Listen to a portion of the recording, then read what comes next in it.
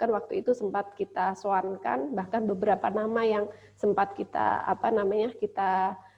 kita pikirkan begitu ya untuk pusat studi ini, itu juga sempat kita soankan kepada beliau. Dan alhamdulillah pada saat itu kita memulai pusat studi ini dengan kegiatan diskusi begitu sambil merunut tulisan-tulisan Kiai Sahal, merunut kita mewawancarai ataupun mempertemukan banyak orang, bertemu dengan banyak orang begitu yang kita undang dalam forum Kamisan untuk berbicara tentang kesaksiannya maupun pengetahuannya tentang fikih sosial.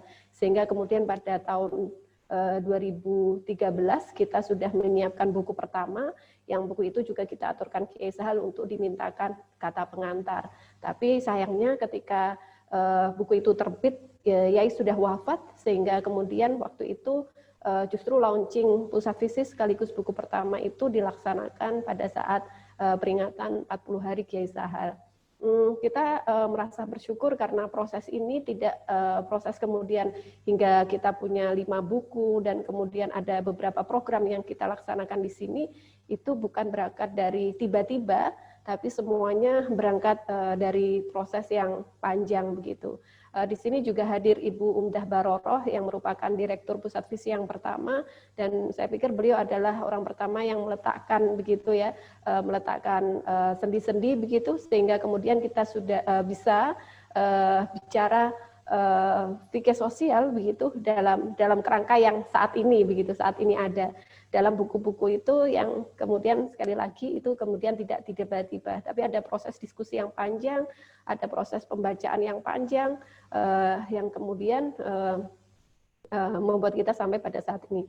Nah, Sekolah Fikih Sosial ini merupakan salah satu program andalan kita yang kita tujukan. Jadi tujuannya itu memang untuk kita mendakwahkan istilahnya, mensosialisasikan pemikiran fikih sosial agar dikenal lebih luas.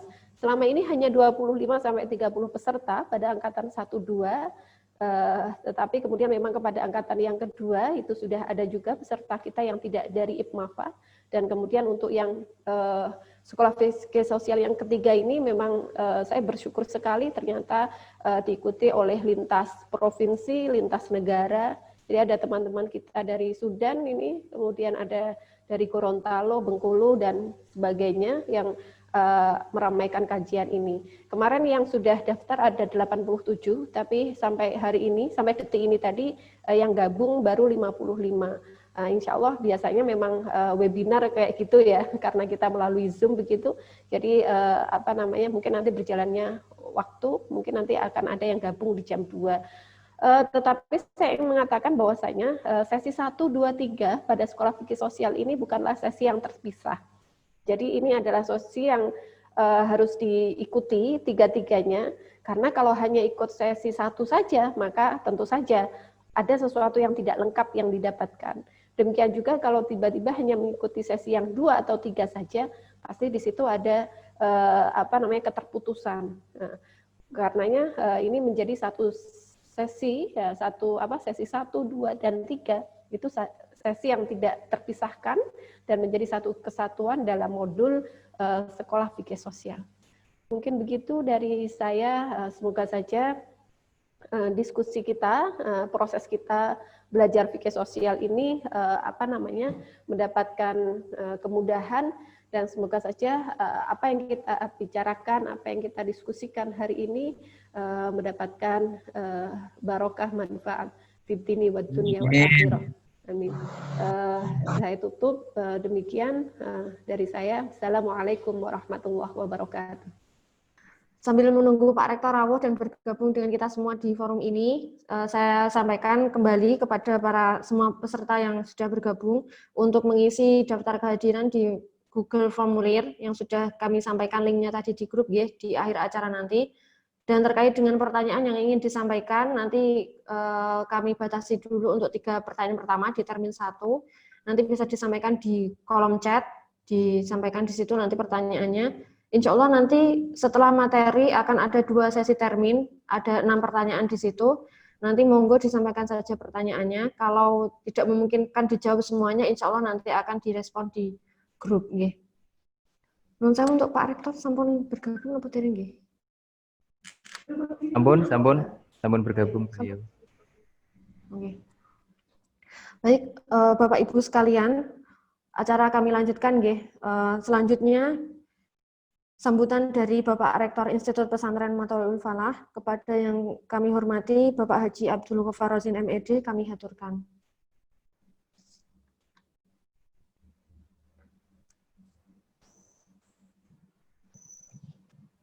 Assalamualaikum warahmatullahi wabarakatuh. Waalaikumsalam warahmatullahi wabarakatuh. Suara saya bisa didengar ya? Bisa Pak. Gus. Paket, Gus. Baik. Bismillahirrahmanirrahim. Alhamdulillahirabbil alamin. Wassalatu wassalamu ala asrofil anbiya wal mursalin sayyidina wa maulana Muhammadin wa ala alihi wa sahbihi ajma'in. Amma ba'd.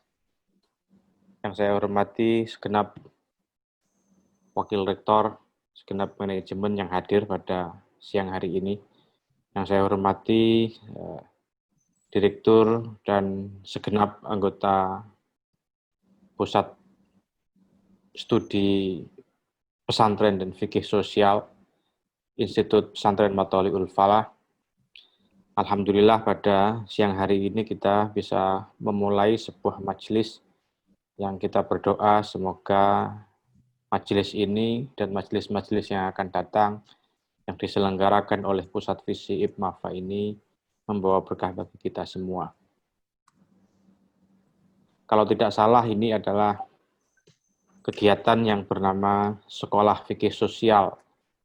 Sekolah Fikih Sosial itu salah satu pusat studi di Institut Pesantren Matlaul Falah yang bersandingan dengan beberapa pusat studi yang lain. Pusat Visi ini dulu bernama Pusat Studi Fikih Sosial, tanpa ada nama pesantren. Artinya kajiannya dikhususkan pada persoalan-persoalan fikih sosial. Sebelum kita bicara soal fikih sosial nanti. Nah, pada perkembangannya, ketika kemudian yang namanya fikih, yang namanya fiqh, usul fiqh, dan kemudian berkembang menjadi usul fiqh mujtama, usul fikih sosial, itu ternyata dalam kajian yang sudah dilakukan itu tidak bisa dilepaskan dari studi tentang pesantren. Karena fikih di Indonesia itu berkembang di pesantren dan dikembangkan oleh para kiai-kiai pesantren. Oleh karena itu, saya kira pada perkembangannya fikih dan fikih sosial itu tidak bisa dilepaskan dari mana dia lahir. Tidak bisa dilepaskan dari sebuah kultur, dari sebuah budaya di mana dia lahir. Karena saya kira yang namanya fikih itu selalu dinamis, berkembang dari masa ke masa. Dan oleh karena itu, pada akhirnya Institut Pesantren Matlaul Falah merubah atau melakukan shifting, melakukan sedikit perubahan. Studi fikih sosial ini kemudian dijadikan satu dengan studi soal pesantren. Bagaimanapun, sekali lagi bahwa fikih sosial dan fikih di Indonesia itu lahir tidak lepas dari sosial, ekonomi, budaya, tradisi, keilmuan yang dibangun dan berkembang di pesantren. Oleh karena itu, dinamika yang dihadapi oleh pesantren tentu sangat mempengaruhi perkembangan fikih di Indonesia, termasuk juga fikih sosial. Institut Pesantren Matlaul Falah ini kemudian mengembangkan pemikiran fikih sosial secara komprehensif. Beberapa waktu yang lalu, pada tahun 80 akhir atau 90 awal, itu berkembang yang namanya fikih sosial. Ada beberapa nama, kalau bisa kita sebut pada waktu itu, yang menggagas sebuah keilmuan menggagas sebuah fikih, bukan menggagas sebuah fikih ya, tetapi melihat perspektif fikih itu lebih kepada persoalan-persoalan kemasyarakatan. Kiai Haji Ahmad Aliyafi misalnya, kemudian Kiai Haji Sahal Mahfud misalnya, berpandangan bahwa sebetulnya fikih itu membebaskan. Fikih itu tidak mengikat. Fikih itu memberikan solusi.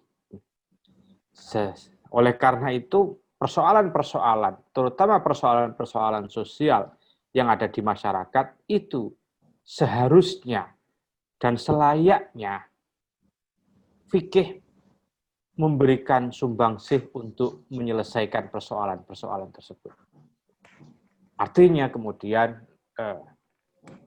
perspektif bahwa kemudian fikih itu sangat mengikat, kemudian mengikat perkembangan masyarakat, kan begitu, itu perlu digeser bahwa sebetulnya fikih kalau kita ikuti dengan benar, fikih kita ikuti ruhnya itu, dan fikih kita lihat dari perspektif yang komprehensif, nah fikih itu berpotensi untuk menjadi solusi persoalan-persoalan yang berkembang di masyarakat. Tentu sampai sekarang masih kita jadikan keprihatinan bersama bahwa misalnya Baksul Masail itu kemudian perlu dikembangkan lebih lanjut, pertama pada persoalan tasawurnya, kan begitu. Sehingga kemudian memandang sebuah persoalan itu tidak dari satu perspektif saja, tetapi lebih komprehensif. Melihat sebuah persoalan itu secara komprehensif, termasuk persoalan-persoalan kemaslahatan. Oleh karena itu, fikih sosial itu adalah diharapkan bisa memecahkan kebuntuan, bisa memberikan solusi yang bernas begitu, yang mangkus terhadap persoalan yang dihadapi oleh masyarakat. Hari ini kita semua berkumpul di sini. Tidak hanya dari komunitas Institut Pesantren Mathalul Falah, tetapi juga dari komunitas yang lain, baik itu akademisi kampus di luar IPMAFA, maupun dari pesantren-pesantren yang tertarik dengan kajian ini. Ini saya kira adalah, kalau tidak salah, ini adalah sekolah fikih sosial yang ketiga, yang pada tahun-tahun sebelumnya itu dilakukan secara tatap muka, tetapi sekarang itu dilakukan secara virtual, yang saya kira ini membawa hikmah tersendiri. Artinya bahwa dengan demikian sekolah fikih sosial ini bisa dinikmati, bisa dipahami, dan terlebih lagi berpotensi untuk diberikan feedback, masukan, saran-saran, bahkan pemikiran yang lain dari masyarakat di luar sivitas akademika Institut Pesantren Mathalul Falah. Setiap kali ada feedback, ketika kita melakukan diskusi pada persoalan fikih sosial ini dengan komunitas lain, maka saya kira yang kita dapatkan tidak semakin mendistorsi gagasan fikih sosial ini, tetapi sebaliknya justru mempertajam dan memperkaya wawasan soal fikih sosial ini, dan saya kira juga semakin lama semakin kelihatan relevansi dari fikih sosial ini di dalam kehidupan sosial di Nusantara ini.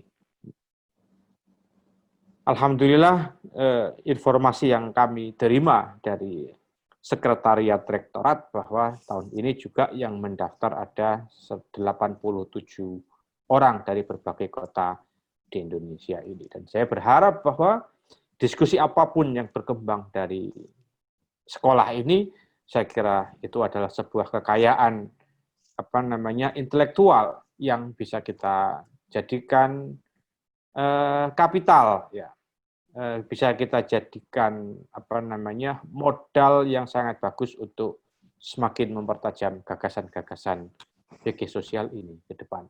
Saya tidak akan berlama-lama. Terima kasih kepada para peserta yang sudah bergabung. Saya berharap bahwa kita semua, para peserta ini bisa bergabung dari awal hingga akhir dan bisa memberikan feedback yang baik, yang konstruktif begitu, sehingga kemudian wacana fikih sosial ini bisa kita kembangkan dan bisa dinikmati oleh masyarakat. Tidak saja masyarakat Nahdien, masyarakat Muslim, dan masyarakat yang hidup di Nusantara ini. Saya kira demikian yang bisa saya sampaikan. Selamat mengikuti sekolah fikih sosial dan selamat berdiskusi. Demikian, wallahul muwaffiq ila aqwamit thoriq. Assalamualaikum warahmatullahi wabarakatuh. Waalaikumsalam warahmatullahi wabarakatuh. Baik, terima kasih kami haturkan kepada Bapak Rektor Institut Pesantren Matalul Falah atas sambutannya. Bapak Ibu sekalian, acara kita lanjutkan ke acara inti nggih. Kita akan mendengarkan paparan materi dari narasumber yaitu Direktur Pusat Visi atau Direktur Pusat Studi Pesantren dan Fikih Sosial, Ibu Tuti Nurul Jannah. Kita akan punya waktu kurang lebih 20 menit untuk pemaparan materi. Selanjutnya kita akan lanjutkan dengan sesi tanya jawab yang akan kita buka insya Allah 2 termin nanti dengan 6 pertanyaan. Kami sampaikan lagi kepada para peserta yang ingin menyampaikan pertanyaannya bisa disampaikan melalui kolom chat.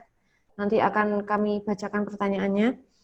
Baik, langsung saja kami aturkan kepada Ibu Tuti Nurul Jannah untuk menyampaikan materi. Monggo Bu. Sebelumnya mohon Mas Zaka hostnya dikasih waktu saya untuk share screen. Belum bisa share screen ini.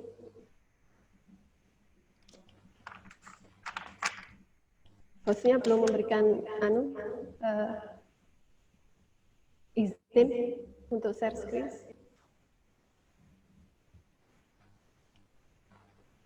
Belum bisa share screen. Oh, sebentar Bu, Okay. sebentar Bu. Okay. Materi siang hari ini terkait dengan mengenal fikih sosial sebagai masa depan fikih Indonesia nih. Okay. Tapi ini belum bisa share screen.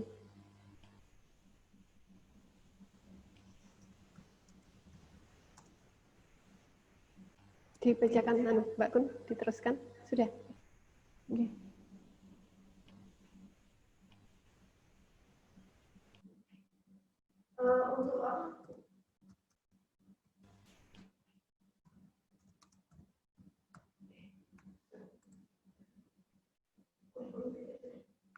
Oh iya, oke Bu. Oke, sekedap.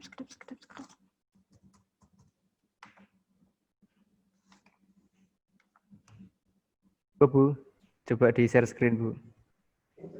Oke. Sebelum sambil menunggu materinya, kami bacakan dulu kurikulum vitae dari Ibu Tuti Nurul Jannah, narasumber kita pada siang hari ini. Nama lengkap Tuti Nurul Jannah, MH, tempat tanggal lahir Kediri 21 November 1979, alamat domisili saat ini di Kajen, Margoyo Sopati, Jawa Tengah. Pendidikan mulai dari pendidikan dasar SD di Kediri, kemudian MTSN di Tambak Beras Jombang, kemudian di Madrasah Mu'alimin Mu'alimat Tambak Beras Jombang, kemudian melanjutkan pendidikan S1 di Fakultas Syariah UIN Sunan Kalijaga Yogyakarta, kemudian S2 Magister Ilmu Hukum di Universitas Diponegoro Semarang. Untuk aktivitas sekarang yang disebutkan beliau, yang pertama adalah dosen di Institut Pesantren Matalul Falah dan sebagai Direktur Pusat Studi Pesantren dan Fikih Sosial di IPMAFA. Baik, sampun siap Bu, dimulai.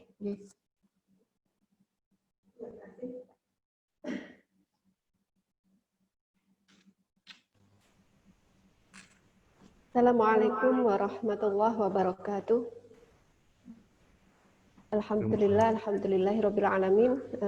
Terima kasih kepada semuanya yang telah hadir pada siang hari ini. Tadi karena saya sudah sambutan begitu ya, mungkin tadi sebelum Pak Rektor, ini mungkin saya langsung saja kepada materi kita pada hari ini. Sebelumnya saya ingin mengucapkan terima kasih kepada semuanya partisipan yang ikut pada sekolah sosial kali ini. Kami juga terima kasih kepada segenap manajemen, terutama kepada Rektor IPMAFA dan para pembantu wakil rektor serta semua teman-teman yang ikut mendukung acara ini hingga bisa terlaksana. Jadi sesi hari ini kita adalah berbicara tentang mengenal fikih sosial sebagai masa depan fikih Indonesia.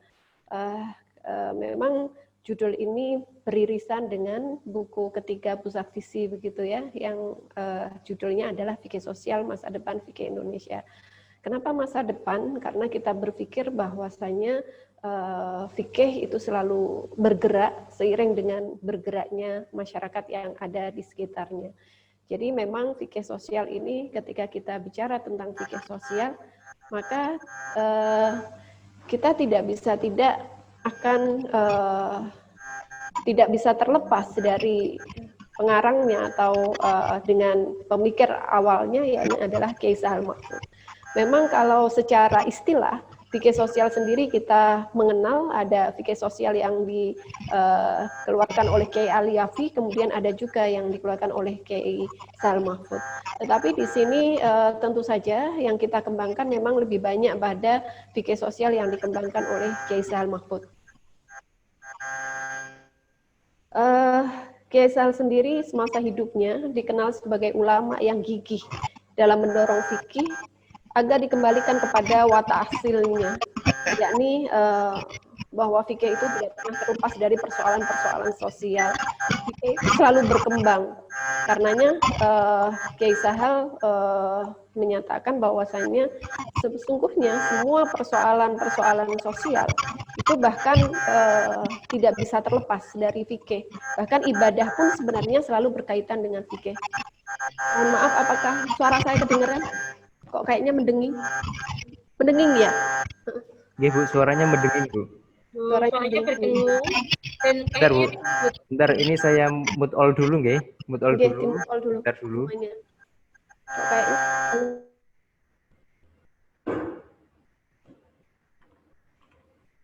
Kayaknya karena ada 2 Zoom dalam satu ruangan mungkin ya.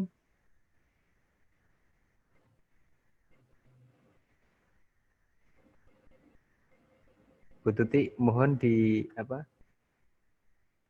dinyalakan audionya dulu. Sudah Ya. saya. Sudah ya? Sudah Bu.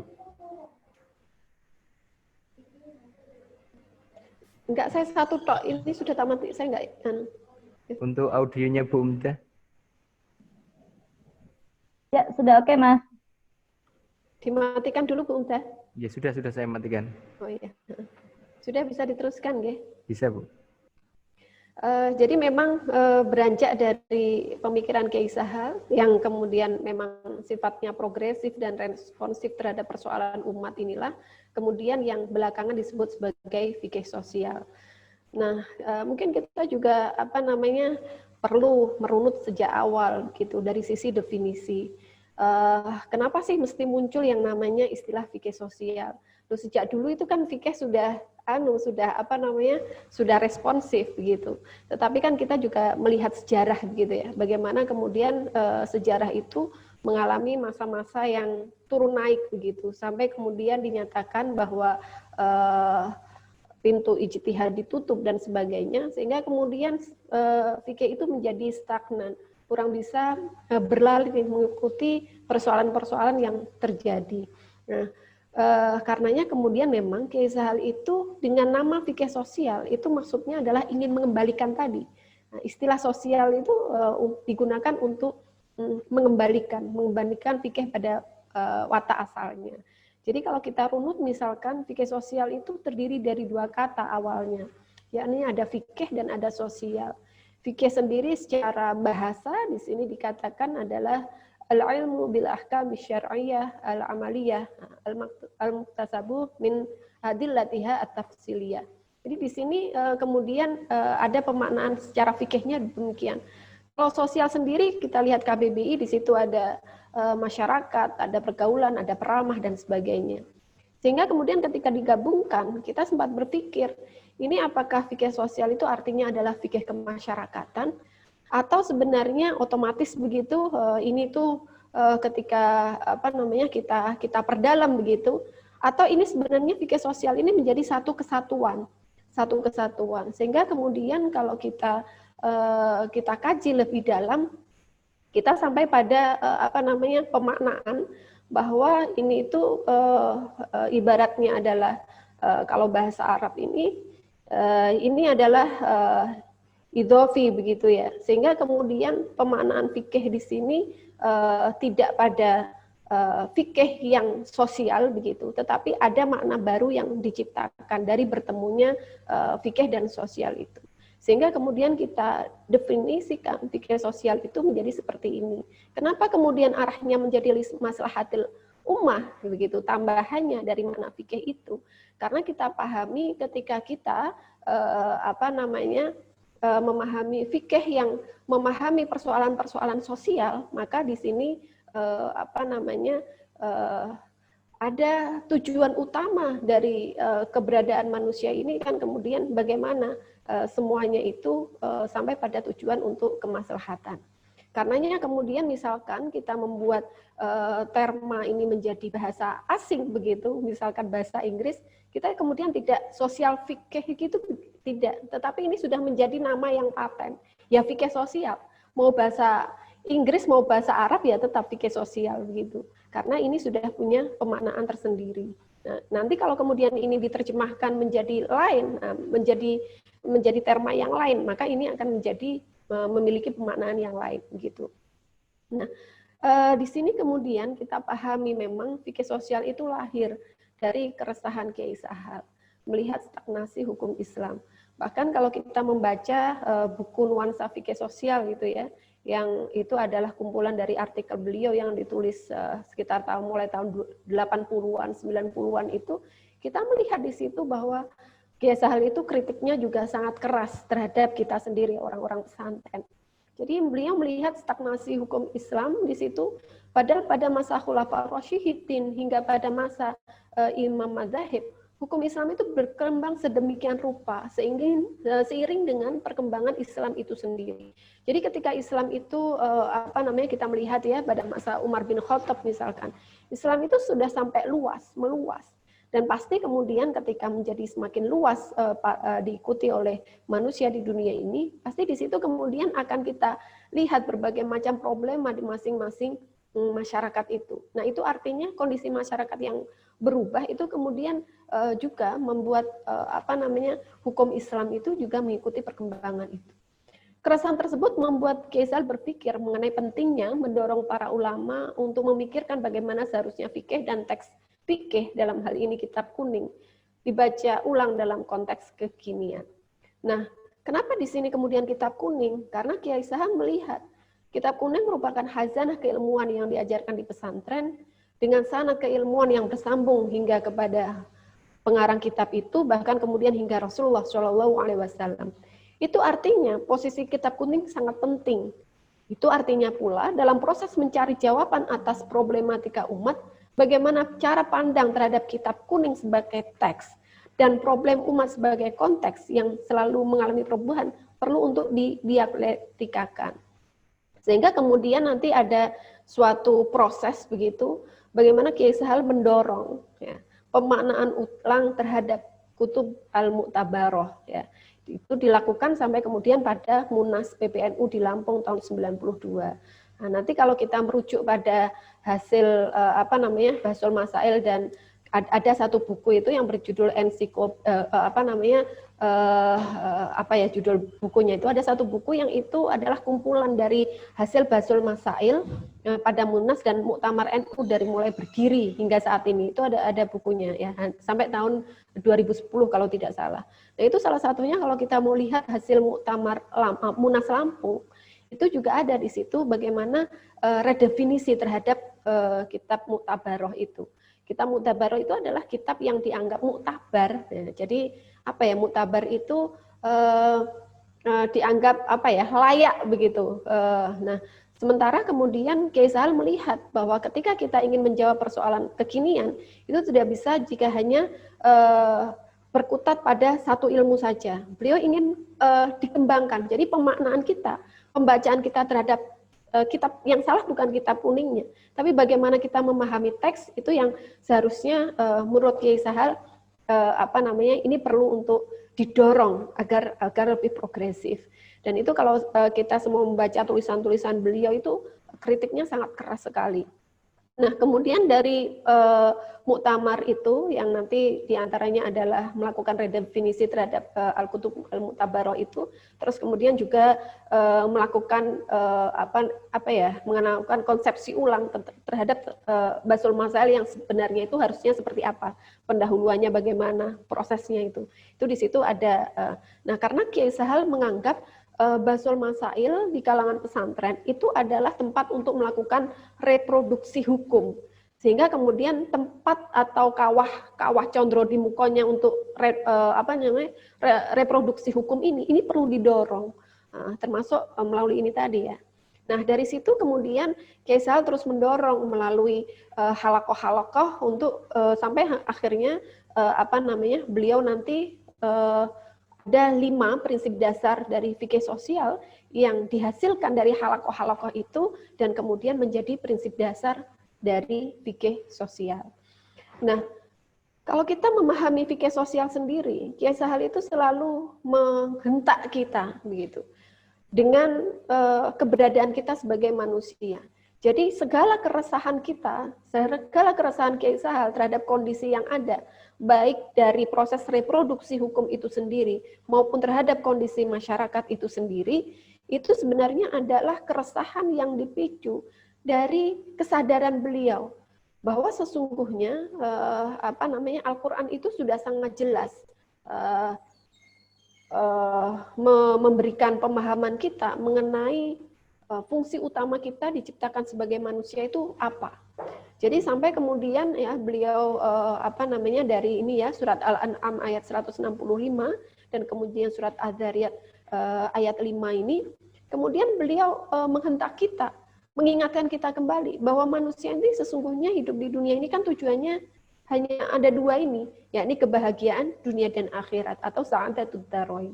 Nah, sa'adatud darain itu kemudian baru akan dicapai jika kita mampu melaksanakan 2 fungsi kita, yakni ibadatullah dan imaratul ardi.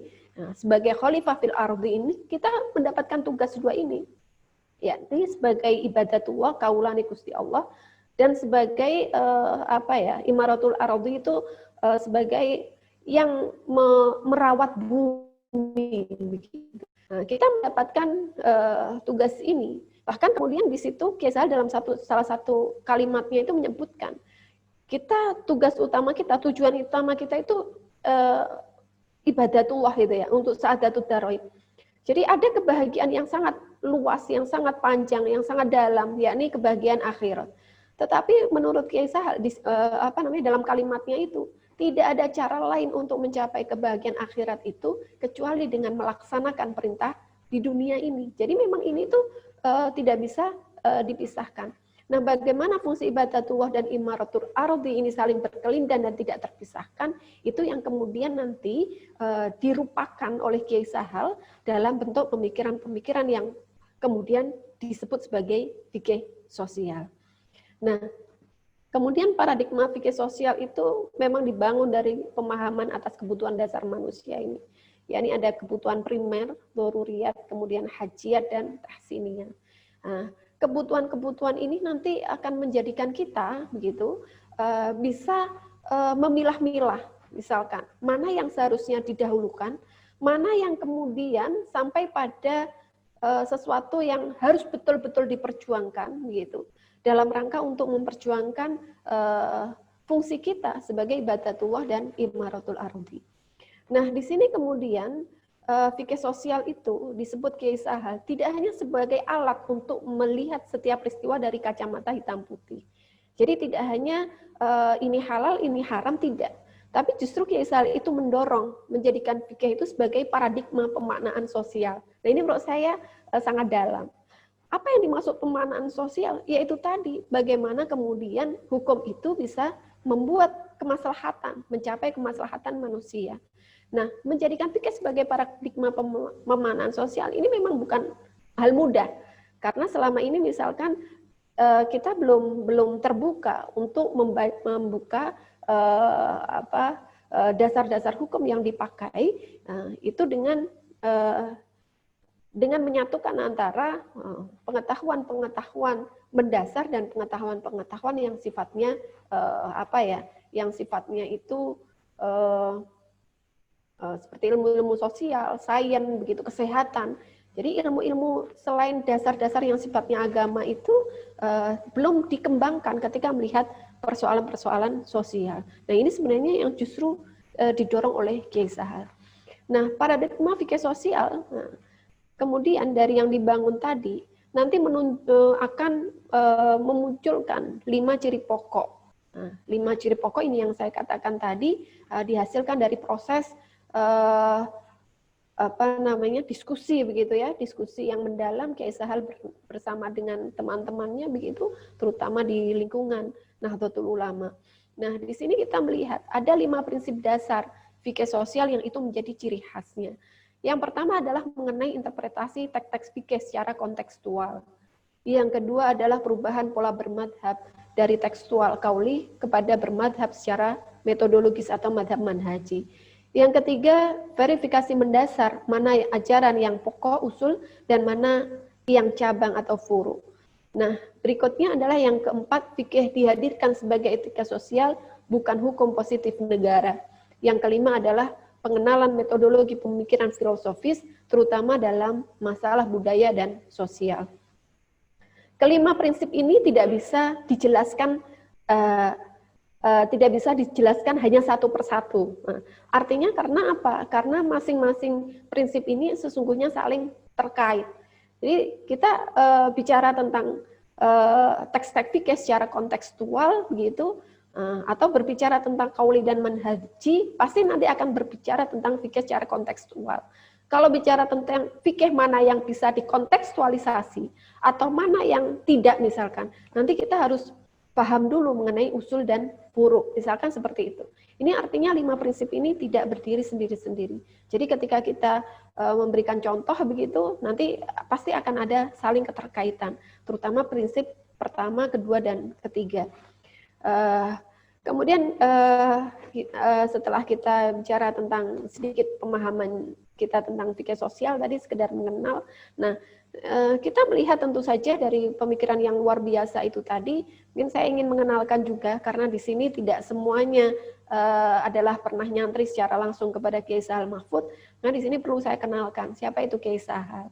Jadi Kiai Sahal ini adalah tokoh begitu yang lahir pada pada tanggal 16 Februari 1933. Ini terakhir ditemukan data seperti itu. Meskipun dalam KTP dan banyak data yang lain disebutkan 17 Desember 1937. Ini data ini penting karena kalau nanti kita melakukan penelitian, misalkan kemarin ada tulisan Kiai Sahal menulis kita pertama kali pada usia 24 tahun misalkan. Nah, itu biasanya merujuk pada yang kelahiran tahun 37. Ini dulu pernah saya konfirmasi langsung kepada beliau, misalkan tahun ini begitu, dan ketika Kiai Sahal bercerita, ketika beliau itu ditinggal wafat oleh ayahnya sekitar usia 11 tahun, nah, itu artinya memang lebih valid kelahiran beliau itu adalah pada tahun 33 begitu. Nah, karena beliau itu ditinggal wafat orang tuanya itu ketika waktu itu kan awal pendudukan Jepang kayaknya, dan kemudian ibunya wafat juga hanya jarak 10 bulan dari abahnya wafat. Nah, di sini beliau itu masa kecilnya, jadi pendidikan awalnya adalah di perguruan Islam Matoliul Falah, kemudian melanjutkan ke Pare, melanjutkan juga ke Sarang. Nah, di Sarang ini kemudian mulai juga berguru melalui surat-menyurat kepada Syekh Yasin Al-Fadani. Nah, itu juga kemudian kepada Syekh Yasin itu ada juga nanti kesempatan untuk berguru langsung ketika waktu itu beliau haji yang pertama, karena haji waktu itu masih pakai kapal laut, jadi ada waktu lama bagi beliau untuk haji sekaligus ngaji kepada Syekh Yasin Al-Fadani.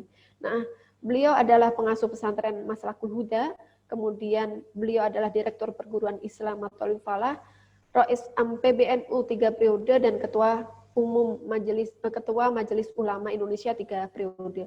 Beliau wafat pada tanggal 24 Januari 2014. Kemudian saya ketika kemudian kita mempelajari tentang perjalanan intelektual Kiai Sahal, memang akan lebih mudah karena begini, setiap pemikir, setiap manusia itu kan sesungguhnya mengalami yang namanya proses berpikir, begitu ya. Makanya kita lihat misalkan Imam Syafi'i ada qaul qadim, ada qaul jadid. Kemudian kita melihat misalkan ketika kita merunut pemikiran Soekarno, ada Soekarno muda, Soekarno tua, karena ada kekhasan pemikiran yang mungkin mengalami perjalanan, dan itu sangat manusiawi.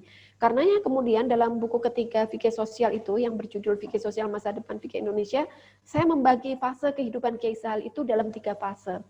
Fase yang pertama adalah fase ketika beliau lahir dan kemudian sampai menyelesaikan pendidikannya di perguruan tinggi di perguruan Islam Mathalul Falah di PIM. Nah, ini menurut saya adalah fase yang sangat penting karena fase awal ini sampai kemudian beliau ditinggal wafat pada usia 11 tahun, saya melihat banyak sekali inspirasi yang beliau dapat dari ayahandanya, yakni Kiai Mahfudz Salam. Selain itu, sepeninggal dari ayah dan ibunya, beliau diampu dalam pengasuhan pamannya, yakni Kiai Abdullah Salam. Dan dan saya melihat ini adalah proses yang luar biasa. Beberapa hal nanti akan sangat dipengaruhi dari fase pertama ini. Bagaimana beliau melihat dua dimensi antara ketegasan dan sikap kooperatif yang ditunjukkan oleh orang tuanya begitu dalam menyikapi satu kondisi tertentu. Itu menurut saya juga akan membentuk watak atau karakter kepemimpinan beliau nantinya. Terus yang kedua adalah fase yang kedua, ini adalah fase menyerap pengetahuan dari para alim. Jadi Kiai Sahal muda itu memang beliau sempat dawuh, saya itu tidak pernah berpikir nanti saya akan menjadi apa. Ketika muda yang beliau lakukan adalah ya haus akan ilmu itu.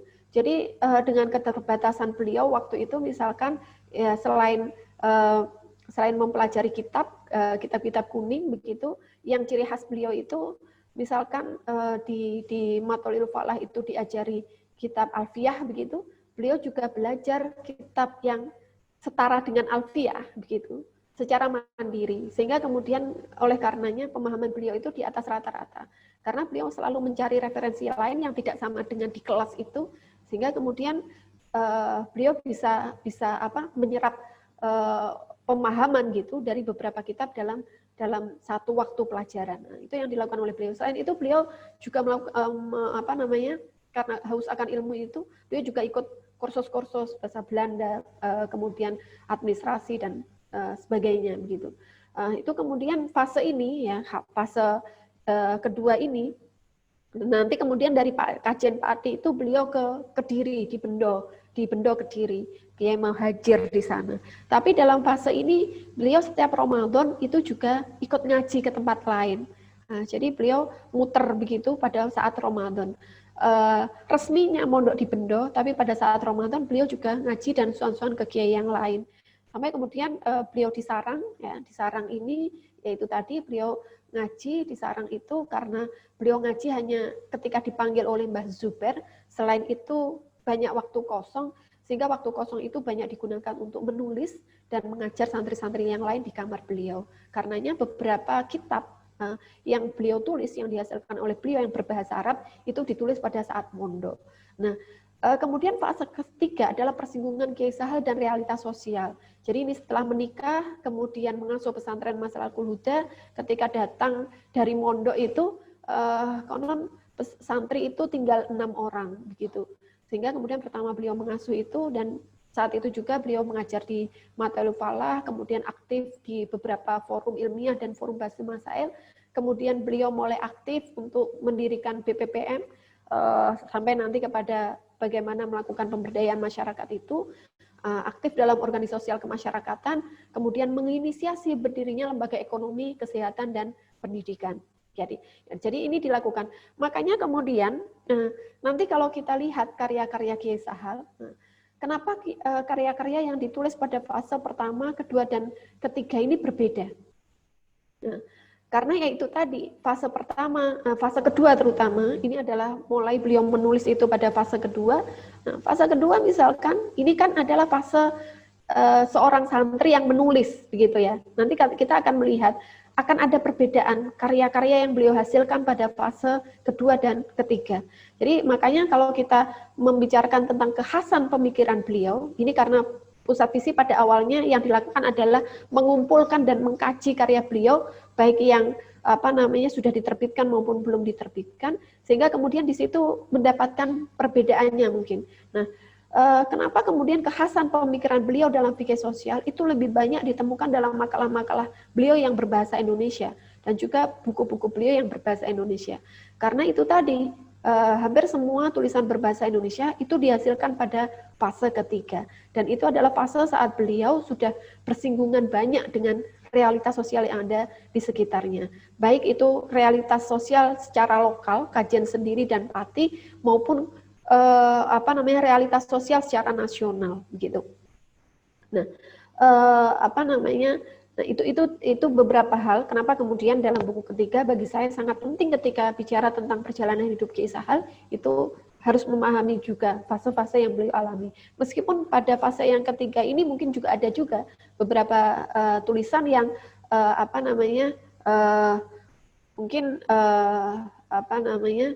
yang tidak berbahasa Indonesia begitu ya. Tetapi yang itu tadi yang ingin saya katakan, kalau kita ingin merunut pemikiran kekhasan beliau tentang fikih sosial, itu memang justru yang berbahasa Indonesia karena fase yang dilewati ini tadi yang membuat kekhasan pemikiran pada setiap fase ini. Nah, di sini kemudian ada sesuatu yang sangat khas dari Kiai Sahal. Nah, mungkin besok kita akan lebih dalam bicara tentang metodologi fikih sosial dan mungkin akan memperdalam juga tentang 5 prinsip fikih sosial. Tapi yang saya ingin katakan, ada satu hal yang sangat khas dari Kiai Sahal setelah mengalami fase ketiga ini, yakni kekhasan Kiai Sahal itu untuk proses melembagakan. Jadi melembagakan. Kenapa kemudian pada akhirnya Kiai Sahal itu gerakannya yang awalnya dari KSM, mungkin itu pemberdayaan masyarakat pada awalnya modelnya itu kan KSM. Tapi kemudian dari KSM itu muaranya kenapa gerakan ekonominya itu lebih ke lembaga. Demikian juga dengan pendidikan dan kesehatan. Nah, ini dalam buku yang kedua misalkan saya menuliskan Ijtihad Jama'i sebagai model gerakan sosial Kiai Sahal begitu. Model gerakan Kiai Sahal. Nah, di sini misalkan kita melihat tadi penyatuan antara ibadatullah dan imaratul ardi, itu kita bisa lihat prosesnya atau pemahamannya itu dari sini. Misalkan ketika melakukan tentang memahamkan tentang pentingnya gerakan ekonomi. Kenapa sih gerakan ekonomi begitu? Maka menurut Kiai Sahal karena beribadah secara kafah itu dibutuhkan dalam pemenuhan kebutuhan ekonomi. Saya pernah bertanya, apa kesulitan Kiai Sahal ketika melakukan proses pemberdayaan ini tadi yang kemudian itu berupa gerakan-gerakan ekonomi itu. Menurut beliau tidak ada kesulitan sama sekali, karena ekonomi itu menyentuh segala jantung kehidupan manusia. Ketika seseorang misalkan sholat 5 waktu begitu, maka dia harus memakai baju begitu ya, menutup aurat. Maka pemenuhan untuk menutup aurat, kemudian nanti sampai kemudian kesehatan nanti, kemudian pendidikan. Itu kan semuanya harus dimulai dari bagaimana dia memenuhi kebutuhannya. Karena yang kemudian bekerja menjadi penting. Nah, bekerja ini kemudian kalau orang per orang, ini kan kemudian masyarakat Islam itu tidak akan memiliki kekuatan yang dominan. Karena awal bekerja yang dimulai dari orang per orang itu harus kemudian menciptakan lembaga. Lembaga dan sistem ekonomi ini kemudian nanti saling berjejaring sehingga nanti diperoleh berdaya secara ekonomi itu tidak hanya secara individual, tetapi berdaya secara ekonomi itu secara sosial juga, sehingga tidak menjadikan umat peminta-minta, itu tujuan akhirnya. Kemudian dalam hal gerakan pendidikan misalkan beribadah secara kafah itu juga dibutuhkan pengetahuan. Nah, makanya kemudian orang belajar atau bahkan tadi misalkan dimulai dari belajar atau mendirikan lembaga pendidikan hingga kemudian lembaga pendidikan ini saling berhubungan, saling berjejaring sampai kemudian bisa menciptakan sebuah sistem pendidikan, itu kan kemudian tujuan akhirnya tetap bagaimana kemudian kita bisa beribadah kepada Allah secara kafah. Nanti sama juga tentang kesehatan. Nah, untuk kesehatan ini kita sampai pada kondisi yang seperti sekarang ini juga pola hidup sehat yang menjadi menjadi ghirah bagi umat Islam, ini seharusnya juga menjadi ghirah yang tidak muncul dari individu-individu. Bisa dimulai dari individu, tapi ini pada akhirnya harus saling mengajak, saling didakwahkan sehingga menjadi menjadi kesadaran bersama bahwa umat yang sehat akan menjadi cita-cita bersama, umat yang sehat dan umat yang tidak lemah. Karena beribadah secara kafah itu dibutuhkan kondisi jiwa dan raga yang sehat. Mungkin demikian pemaparan mengenai fikih sosial, mengenal fikih sosial sebagai masa depan fikih Indonesia. Jadi paling tidak itu adalah hal-hal yang didorongkan oleh Kiai Sahal, sehingga kita berharap kita juga menjadi bagian penting untuk terus mewarisi semangat beliau dalam menggerakkan fikih sosial. Saya kembalikan kepada moderator.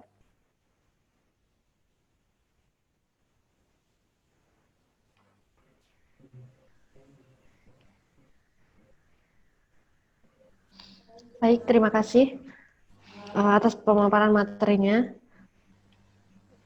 Sebagaimana yang disampaikan tadi dalam pemaparan materi sangat jelas sekali nggih PowerPoint-nya, kemudian penjelasan juga yang disampaikan oleh narasumber kita pada siang hari ini terkait dengan sekilas mengenal fikih sosial sebagai masa depan fikih Indonesia. Sangat jelas sekali.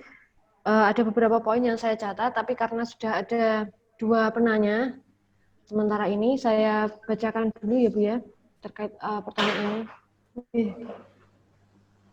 Nanti langsung ditanggapi mawon oleh narasumber.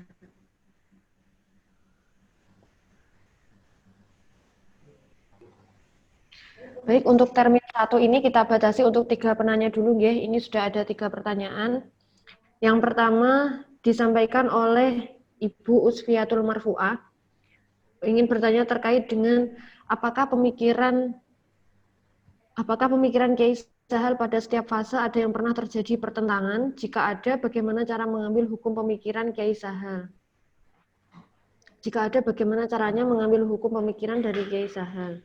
Kemudian pertanyaan selanjutnya dari Mbak Latifatul Husna dari IAIN Kudus, ingin bertanya bagaimana apa yang menyebabkan fikih itu mengalami masa kemunduran? Bagaimana kita menyikapinya? Kemudian pertanyaan selanjutnya, apakah sama antara gagasan fikih sosial dengan fikih progresif? Baik, ada 3 pertanyaan terlebih dahulu Bu, ini yang bisa dijawab di termin 1. Untuk pertanyaan selanjutnya, 3 pertanyaan selanjutnya akan dibuka di termin 2. Monggo kami kembalikan kepada Ibu narasumber untuk menjawab pertanyaan yang sudah disampaikan. Yang ketiga tadi apa? Apakah sama antara gagasan fikih sosial dengan gagasan fikih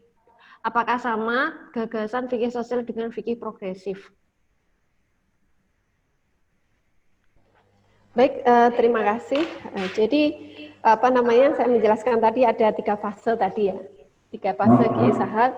Nah, tadi ada pertanyaan, apakah pernah Kiai Sahal itu mengalami pertentangan ketika mensosialisasikan pemikirannya? Saya katakan sering, ya, sering.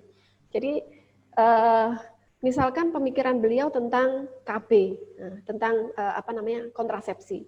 Jadi kalau kita membuka buku fikih sosial, nuansa fikih sosial, itu ada 1 bab tersendiri yang berjudul nuansa fikih sosial, dan itu beliau banyak menjelaskan tentang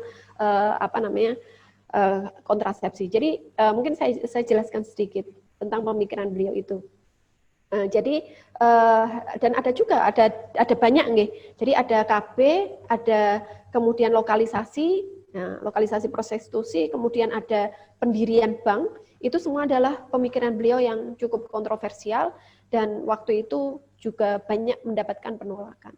Bahkan dalam suatu cerita pernah juga ketika beliau akan mengisi di Aceh, ketika mau masuk di sebuah acara itu sudah ada spanduk penolakan begitu. Karena beliau, suatu kali kemudian saya menanyakan yang itu yang kita misalkan tentang kependudukan itu, tentang tentang kontrasepsi. Di situ misalkan kita mengenal pada tahun 80-an itu ada yang disebut sebagai baby boom. Nah, mungkin nanti setelah pandemi ini akan ada baby boom juga.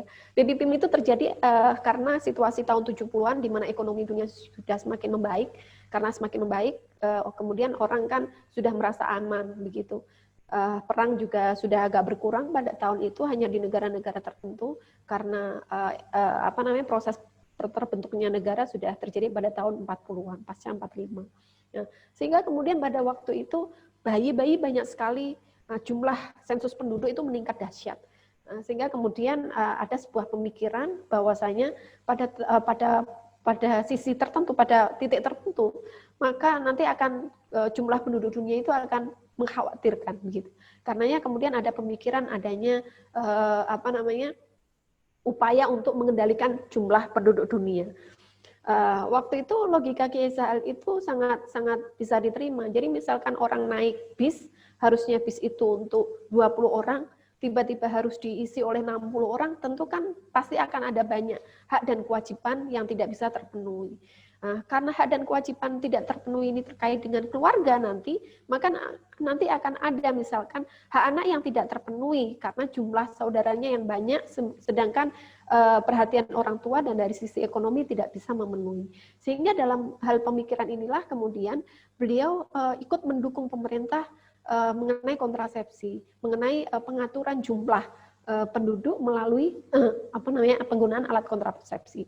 Nah, pemikiran ini sangat ditolak oleh kiai-kiai yang lain karena waktu itu berpikir bahwasanya apa yang dilakukan melalui alat kontrasepsi itu tidak merekayasa takdir Allah atau bagaimana kehendak Allah begitu.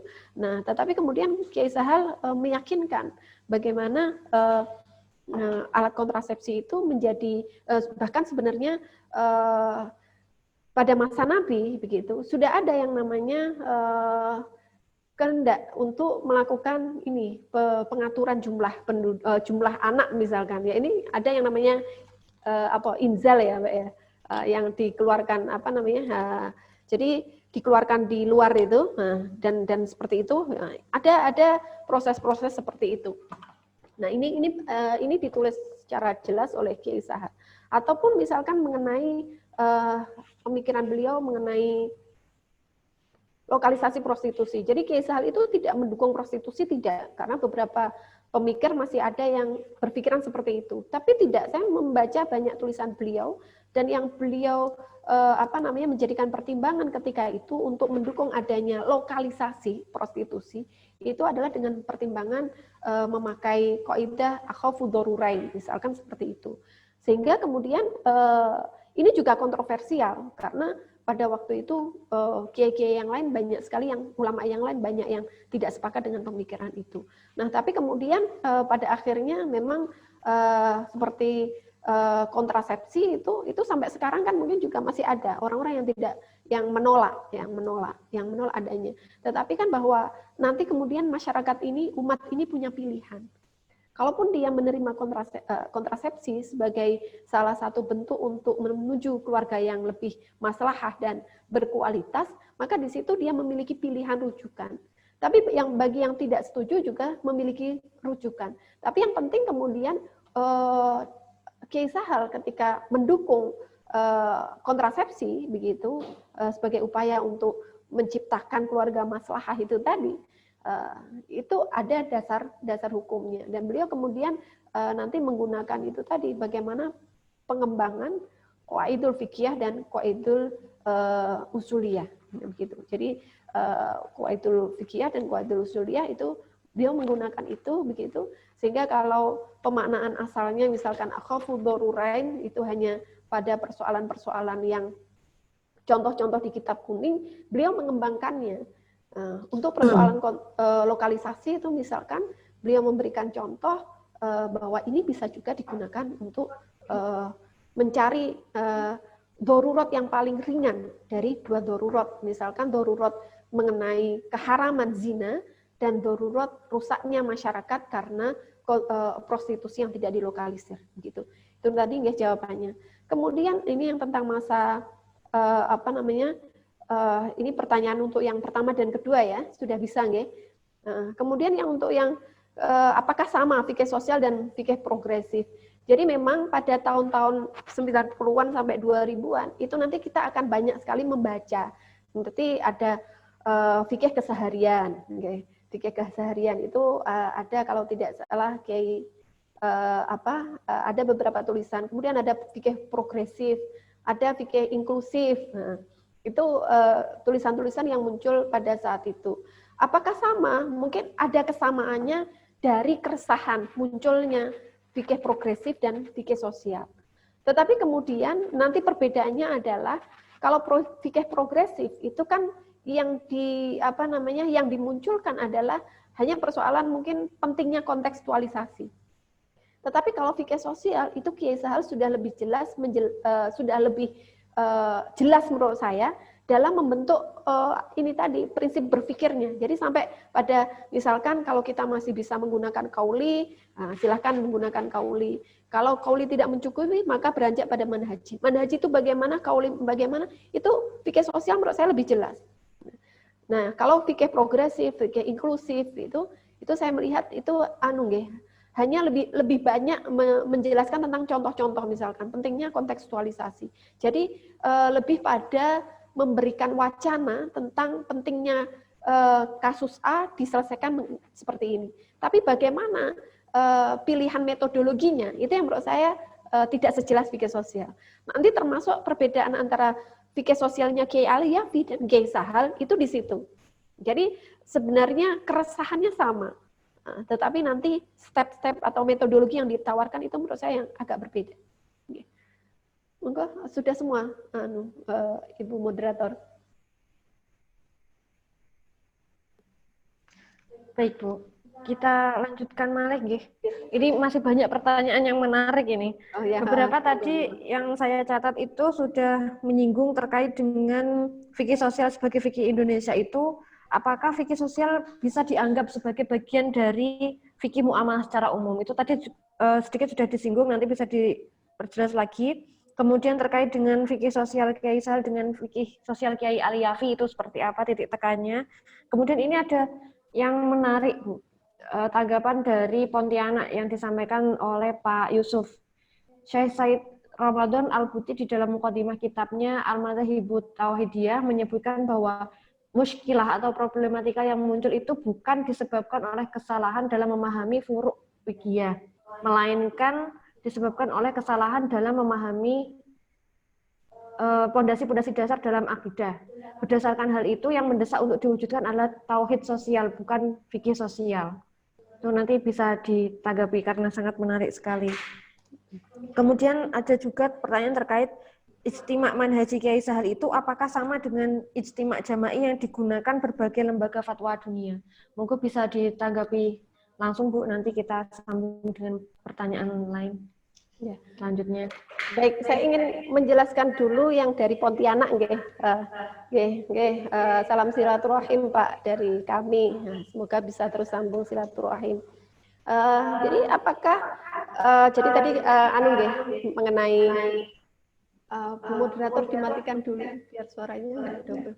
Oh, sudah. Masih belum. Biar suaranya enggak double. Jadi gini, apakah yang mendesak itu bukan akidah sosial, bukan fikih sosial? Jadi kalau menurut saya, kalau tadi jadi misalkan saya munculkan lagi screen share-nya tadi, begitu. Nah, di sini kita sampai di sini, Bapak. Jadi kalau melihat ini misalkan fikih sosial itu, jadi bagaimana kan? Jadi gini, kita itu hidup di dunia tujuannya adalah untuk kebahagiaan dunia dan akhirat. Kebahagiaan dunia dan akhirat itu baru dicapai jika kita sebagai manusia khalifah fil ardi ini menjadikan memiliki atau menjalankan fungsi kita secara penuh dan saling berkelin dan tidak terputus antara fungsi kita sebagai ibadatullah dan imaratul ardi. Ini kan sangat akidah sekali. Ini adalah prinsip dasar. Bagaimana ketauhidan kita kepada Allah itu tidak pernah terlepas sesungguhnya dengan kemanusiaan kita sebagai manusia. Jadi ketika bicara tentang fikih sosial, itu sebenarnya ya sudah masuk di dalamnya adalah akidah sosial. Karena tidak mungkin kemudian kita memahami tentang fungsi ibadatullah dan imaratul ardi yang saling berkelindan ini, jika kita tidak meyakini keesaan Allah, kita tidak meyakini bahwa seluruh proses hidup kita di dunia itu tujuannya adalah untuk kebahagiaan dunia dan akhirat.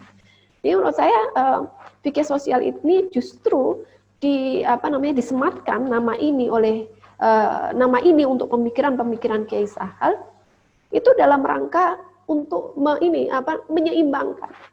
Jadi pada sisi fungsi imaratul ardi, kita ini kan dikasih seluas-luasnya kesempatan untuk mengelola dunia ini. Membuat dunia ini menjadi tempat yang nyaman bagi semua, menjadi rahmah bagi semesta. Tetapi kemudian imaratul ardi yang diberikan fungsi yang luas itu tadi, itu kan sebenarnya bukan luas tanpa batas. Tapi ada batasnya. Batasnya apa? Batasnya adalah sifat kawulo kita, sifat kita sebagai ibadatullah, fungsi kita sebagai ibadatullah. Itu membatasi semua keluasan itu. Nah, karenanya ketika bicara tentang fikih sosial, itu tidak terpisah antara akidah dan muamalah. Nah, antara kalau Kiai saya lebih suka muasyarah antar manusia, pergaulan. Kalau muamalah itu Kiai saya lebih sering menggunakannya untuk persoalan-persoalan ekonomi. Jadi antara hubungan antara manusia dan hubungan antara dengan Allah itu sudah masuk di dalamnya, di dalam prinsip ini. Karenanya kemudian justru fikih sosial itu menjadikan kita tidak memisahkan antara keyakinan kita sebagai makhluk, akidah, dan keberadaan kita sebagai manusia. Sebagai manusia. Ini tidak terpisah. Karenanya ini bukan kemudian persoalan lebih dulu, akidah dulu atau syariah dulu, atau akidah dulu atau fikih dulu. Nah, kalau sudah bicara tentang fikih sosial, tidak bisa dipisahkan bahwa kehidupan kita sebagai manusia itu tidak terlepas dari posisi kita sebagai makhluk Gusti Allah, istilahnya begitu. Oke. Nah, baik begitu nggih. Nah, terima kasih sudah ikut gabung bersama kita. Semoga besok tetap Pak nggih, tetap gabung di sesi yang kedua dan ketiga. Nah, karena pasti lebih menarik dari hari ini begitu. Semakin hari semakin menarik, Pak. Wah, ini promosi. Nah, ini kemudian yang pertanyaan berikutnya, apakah fikih sosial itu bisa masuk dalam fikih muamalah secara umum? Jadi ini memang tidak hanya terbatas tentang fikih muamalah. Jadi bagaimana memaknai fikih muamalah secara umum? Jadi kalau fikih muamalah itu misalkan kita baca dari Kitabul Muamalah, Babul Muamalah, Babul Buyuk begitu misalkan di kitab-kitab itu. Nah, misalkan kita bicara tentang jual beli, ekonomi, ya itu semuanya bisa masuk dalam pembahasan fikih sosial. Karena itu tadi fikih sosial itu punya punya prinsip. Nah, 5 prinsip ini, yang 5 prinsip ini sebenarnya bisa digunakan untuk membaca, ya, sebagai perspektif untuk membaca semua persoalan. Apakah itu persoalan muamalah, apakah itu persoalan jinayah, ataupun persoalan siasa. Ya, itu yang terkait dengan fikih muamalah. Kemudian Kiai Alyafi dan Kiai Sahal. Nah, Kiai Alyafi ini juga banyak, buku yang ditulis juga banyak. Salah satunya juga berjudul Fikih Sosial. Fikih Sosial Kiai Alyafi. Bahkan Kiai Alyafi sampai saat ini masih sugeng, alhamdulillah masih sehat. Putranya juga luar biasa, Kiai Helmi Ali itu.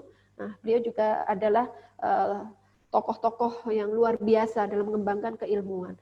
Apa yang membedakan keduanya? Sebenarnya keduanya juga sama, tadi saya katakan, berawal dari keresahan melihat stagnasi fikih yang berlari tidak secepat persoalan yang ada di masyarakat. Nah, Kiai Alyafi misalkan memulai pemikirannya itu dari membedakan antara mana yang fardu kifayah dan mana yang fardu ain. Jadi kalau di dalam kitab kuning misalkan pemanaan tentang fardu kifayah itu hanya pada kewajiban untuk menyolati mayit begitu kan, nyolati mayit begitu kan. Itu fardu kifayah. Kalau sholat Jumat itu fardu ain misalkan. Kebanyakan contohnya itu. Tapi kalau Kiai Alyafi itu memaknai fardu kifayah itu adalah semua kewajiban manusia yang berkaitan dengan persoalan-persoalan sosial. Sedangkan fardu ain itu adalah semua kewajiban manusia yang sifatnya individual. Jadi misalkan belajar tentang ilmu perbankan. Kalau sampai seluruh umat Islam di suatu daerah, di suatu negara misalkan, tidak ada umat Islam yang belajar tentang perbankan, tidak ada yang paham asuransi, tidak ada yang paham pemberdayaan masyarakat, tidak ada yang menjadi dokter, maka seluruh masyarakat ini akan berdosa. Karena ilmu-ilmu yang itu sangat penting bagi kehidupan manusia, tidak ada yang melakukannya. Nah, nanti berbeda dengan misalkan ilmu tajwid. Nah, ilmu yang itu mendorong orang untuk melaksanakan kewajiban sholat dengan baik, nah itu sifatnya individual. Tapi kemudian ilmu-ilmu profesi, termasuk misalkan yang saya baca di bukunya itu kan itu ada tentang asuransi itu, bukunya khusus tentang asuransi, atau tentang fiqhul bi'ah, tentang lingkungan, itu juga sama. Kalau seluruh umat Islam tidak ada yang peduli terhadap kesehatan dan lingkungan, tidak ada yang mendalami atau ikut ngurusi itu, ya berarti seluruh masyarakat itu berdosa karena kewajibannya secara sosial tidak terpenuhi. Nah, itu yang paling khas dari Kiai Sal dan Kiai Alafi. Dari dua kiai ini ketika membincang fikih sosial itu sama-sama luar biasa. Tetapi kalau kami sendiri memang lebih mudah menerapkan dalam persoalan-persoalan kekinian itu ketika berbicara tentang fikih sosial karena Kiai Sahal telah memandu kita dengan 5 prinsip dasar ini. 5 prinsip dasar ini yang kemudian nanti termasuk yang kedua tentang qauli dan manhaji itu nanti yang bisa menurunkan satu teori tentang metodologi fikih sosial. Nah, ini artinya sangat bisa diterapkan. Jika kita ingin melihat misalkan bagaimana hukum ubudiyah di masa pandemi, bagaimana persoalan misalkan investasi bodong, investasi emas dan sebagainya. Ini dengan metode ini sangat membantu sebenarnya. Jadi sudah ada ibarat Teowong itu tidak hanya kita itu bisa mempelajari Kiai Sahal, pemikiran Kiai Sahal itu tidak hanya dari buku yang beliau tulis ataupun gerakan yang beliau lakukan, tetapi juga pemikiran beliau itu bisa dijadikan rujukan, pedoman ya, panduan. Jadikan panduan sebagai paradigma berpikir untuk melihat persoalan-persoalan kekinian. Itu terus kemudian tadi ada ijtima ya. Nah, ini kalau Kiai Sahal itu istilahnya ijtihad ya. Ijtihad jama'i, bukan kalau ijtima itu kalau yang sering kita lihat sekarang itu kan ya kesepakatan ya, sebenarnya sama. Cuman kalau ijtihad jama'i itu metode mencari kesepakatan hukum yang nanti akan menghasilkan ijtima begitu. Yang dilakukan tidak secara sendiri-sendiri. Bedanya mungkin kalau ijtima ulama yang sering kita dengar itu kebanyakan kan hanya menyepakati satu hal tertentu begitu, tetapi belum tentu ijtima ulama itu dihasilkan oleh orang-orang yang betul-betul memiliki fak di bidangnya. Karena kalau ijtihad jama'i ala Kiai Sahal, beliau itu mengatakan ijtihad jama'i itu sebagai upaya bersungguh-sungguh untuk mencari sebuah solusi hukum, gitu, putusan hukum terhadap suatu kasus di mana suatu kasus itu diputuskan oleh orang-orang yang terkumpul, beberapa orang yang terkumpul yang memiliki keahlian di bidangnya. Misalkan begini, kita mau tahu apa toh hukumnya tadi ya kontrasepsi. Kontrasepsi itu kan berarti ketika mau membahas tentang kontrasepsi, di situ harus ada ahli fikih. Di situ harus ada orang yang paham usul fikih, mungkin juga harus ada yang paham Al-Quran begitu, tentu saja Al-Quran, hadis. Tapi yang terpenting juga di sini harus ada orang yang ahli di bidang kontrasepsi, orang yang ahli di bidang medis. Nah, ini kenapa begitu? Jadi ada ijtihad jama'i, ada ijtihad fardhi. Ijtihad fardhi adalah upaya sungguh-sungguh untuk mencari sebuah putusan hukum yang dilakukan oleh satu orang. Tetapi dalam diri satu orang itu, dia memenuhi semua personifikasi, semua keilmuan. Jadi berkumpulnya banyak keilmuan pada satu orang. Misalkan Imam Syafi'i, beliau memahami medis, karenanya beliau melakukan penelitian dalam hal haid perempuan. Sampai kemudian keluar hukum-hukum pada qaul jadid itu tentang bagaimana hukumnya had itu kan berdasarkan penelitian. Artinya di sini Imam Syafi'i itu berkumpul semua keilmuan. Orang zaman sekarang kan tidak mungkin atau sulit sekarang menemukan satu orang yang dia kemudian paham semuanya. Nah, karenanya kemudian di situ ada ide tentang ijtihad jama'i. Nah, apakah kemudian nanti hasil ijtihadnya itu diterima atau tidak kan persoalan lain, tapi prosesnya seperti itu. Itu yang berbeda dengan ijtima, kesepakatan ulama yang akhir-akhir ini justru lebih banyak untuk persoalan politik kayaknya. Gitu saya sering dengar misalkan Habib Rizik dan teman-teman itu sering beberapa kali misalkan ada ijtima ulama, hasilnya seperti apa. Ya itu juga sama, tetapi berbeda. Ya, berbeda proses dalam melakukan ijtihad itu. Terima kasih, itu 3 pertanyaan. Monggo masih ada lagi atau kita cukupkan, tapi waktunya masih ada. Nggih. Masih dilanjutkan malah mau nggih, Bu nggih? Masih atau banyak. ditawarkan. Lanjut nggih. Emang pertanyaannya bagus ini, Bu. Ini penting untuk ditanggapi ini. Saya sampaikan nggih. Ini dari Pak Ahmad Hafid Amrullah. Terkait dengan fikih sosial yang digagas oleh Kiai Sahal Mahfud ini sebetulnya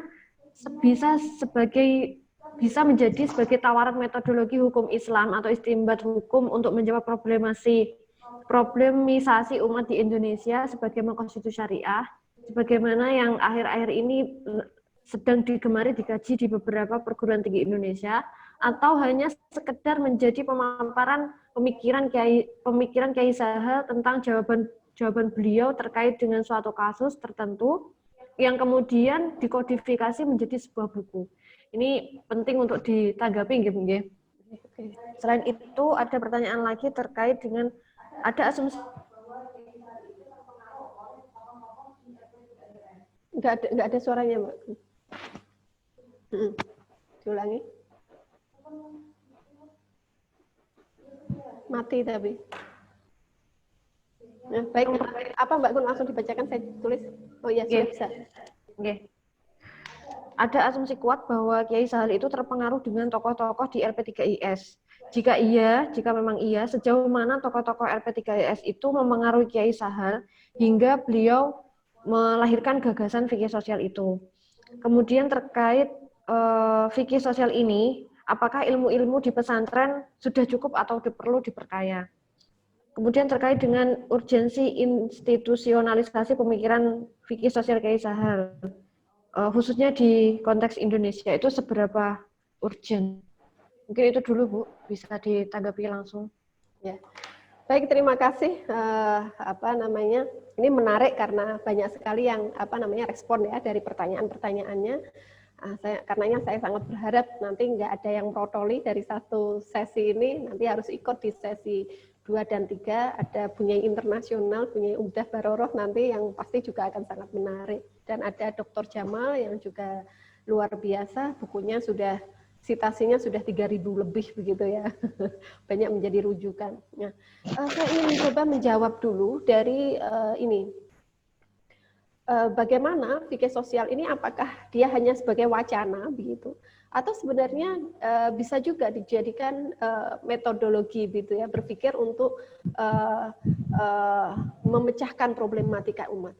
Kalau menurut saya begitu, kalau dari membaca bagaimana ghirah Kiai Sahal untuk terus mendorong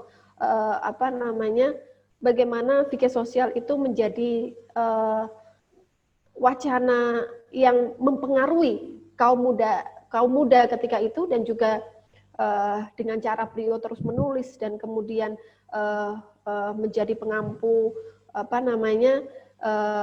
pengampu konsultasi hukum itu di Suara Merdeka setiap Jumat dan sebagainya, yang itu semuanya beliau keluarkan pendapat-pendapat beliau itu dengan menggunakan perspektif fikih sosial.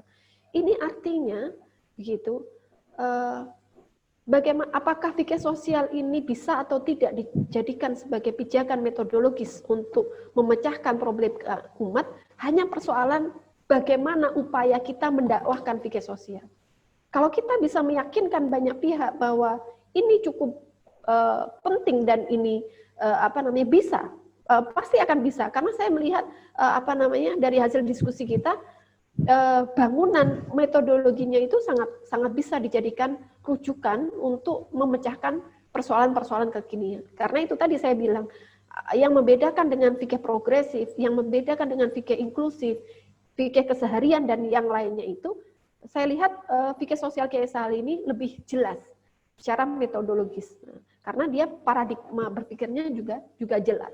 Nah, karenanya kemudian saya ingat ketika pertama kali kita semua mendirikan pusat studi ini, waktu itu ada keraguan juga.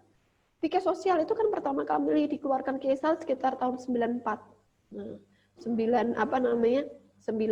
kemudian beliau dapat honoris causa tahun 2000-an. Ini kan sudah tidak up to date lagi, ngapain ini di-up lagi. Dulu sempat ada beberapa orang yang menyaksikan. Tapi kemudian ternyata setelah kita gali lebih dalam lagi dari buku-buku dan gerakan beliau, karena waktu itu juga kita masih bisa mengkonfirmasi beberapa hal yang sudah terlewatkan waktunya kepada beliau sendiri. Nah, itu artinya ini hanya persoalan waktu saja. Sampai kemudian fikih sosial yang hari ini kita selenggarakan sekolah fikih sosialnya dan diminati oleh banyak orang yang tidak pernah bertemu langsung dengan Kiai Sahal. Nah, kan ini kalau mungkin lihat dari data yang kemarin saya terima, mungkin hanya 40% saja yang pernah lihat Kiai Sahal atau menjadi santri beliau atau terkait langsung dengan Mathalul Falah. Nah, ini artinya apa? Ini hanya persoalan waktu saja untuk kita punya kepedulian untuk kita mendorong begitu fikih sosial untuk menjadi sebuah paradigma berpikir, sebuah perspektif dalam melihat banyak persoalan-persoalan kekinian. Bu Naharin mungkin suaranya unmute dulu Bu mungkin. Nah, kemudian pertanyaan berikutnya tentang pengaruh sahabat-sahabat Kiai Sahal di LP3IS begitu. Nah, jadi LP3IS ini salah satu lembaga milik Nahdlatul Ulama yang waktu itu memang konsennya adalah pengembangan pengabdian masyarakat itu ya. Dan waktu itu memang Maslakul Huda, pesantren yang diasuh oleh Kiai Sahal itu menjadi salah satu pesantren yang mendapatkan pendampingan dari LP3IS. Selain Maslakul Huda banyak yang lain itu kalau saya lihat dari beberapa catatan pertemuan Kiai Sahal sampai pada kartu-kartu anggota beliau saat pertemuan-pertemuan bersama LP3IS itu salah satunya ada misalkan pesantren Guluk-Guluk dari Madura itu yang juga mendapatkan pendampingan sampai kemudian nanti di beberapa pesantren tersebut didirikanlah biro pengembangan dan pengabdian masyarakat itu biro P3M itu biro termasuk biro pesantren Maslakul Huda itu. Nah, apakah kemudian Kiai Sahal dipengaruhi? Kalau saya itu orang yang berpikiran bahwa tidak ada ilmu yang tidak saling mempengaruhi. Makanya kemudian saya tadi membagi fase kehidupan Kiai Sahal dalam 3 fase tadi. Karena apa? Saya pikir setiap fase ini ada proses beliau mematangkan pemikirannya. Beliau mendapatkan pengalaman-pengalaman dan keilmuan yang luar biasa, di mana setiap fase itu beliau pasti bertemu dengan orang-orang penting dalam hidup beliau yang kemudian menginspirasi dan pasti mempengaruhi beliau. Jadi karena manusia kan tidak mungkin, manusia sebesar apapun pasti ada yang namanya proses saling keterpengaruhan. Termasuk di sini adalah ilmu pengetahuan dan pengalaman itu tidak bisa. Jadi kalaupun LP3S adalah teman-teman di LP3S waktu itu kalau tidak salah yang mengajak Kiai Sahal ke LP3S itu waktu itu juga Gus Dur ya. Gus Dur ini masih pernah keponakan, jadi panggilnya paman kepada Kiai Sahal. Jadi beliau termasuk yang mengajak Kiai Sahal untuk lebih aktif di sana karena Kiai Sahal melihat Kiai Sahal ini luar biasa memang. Bahkan sebelum bergabung dengan LP3S, beliau sudah punya pemikiran-pemikiran yang progresif. Begitu. Yang peserta banyak itu ya? Apa? Gimana? Maaf? Maaf Bu. Gimana? Ada tambahan? Tidak maaf, dilanjutkan. Oh, oke. Baik. Jadi itu LP3S. Menurut saya pasti ya ada keterpengaruhan. Tapi seberapa persen itu yang saya tidak tahu. Tapi di sana ada Gus Dur dan ada waktu itu kalau tidak salah mungkin ada siapa namanya siapa ya almarhum siapa itu saya lupa. Itu juga banyak lah. Jadi pada fase ketiga itu saya mencatatnya proses Kiai Sahal bertemu dengan para aktivis para aktivis itu di MP3IS dan yang lainnya. Kemudian mengenai ilmu sudah cukup mengenai institusi tadi ya. Apakah bagaimana kaitannya dengan menginstitusionalkan fikih sosial? Nah, saya ini teringat dengan prinsip ketiga. Prinsip ketiga fikih sosial tadi. Prinsipnya. Prinsip keempat ya, prinsip keempat itu tadi yakni menempatkan atau fikih sosial sebagai etika, fikih sebagai etika bukan sebagai hukum positif negara. Jadi itu seringkali dimaknai dengan fikih sosial itu menolak institusi hukum Islam. Jadi sebenarnya tidak demikian, tapi sebenarnya yang terpenting di situ adalah mendudukkan. Jadi beda antara etika sosial dan hukum positif negara. Hukum positif negara, karena negara kita adalah NKRI, maka sumber hukumnya, fikih itu menjadi sumber hukum, salah satu sumber hukum dalam hukum positif kita. Tetapi selagi fikih itu belum menjadi peraturan perundang-undangan, maka dia akan masih menjadi etika sosial saja.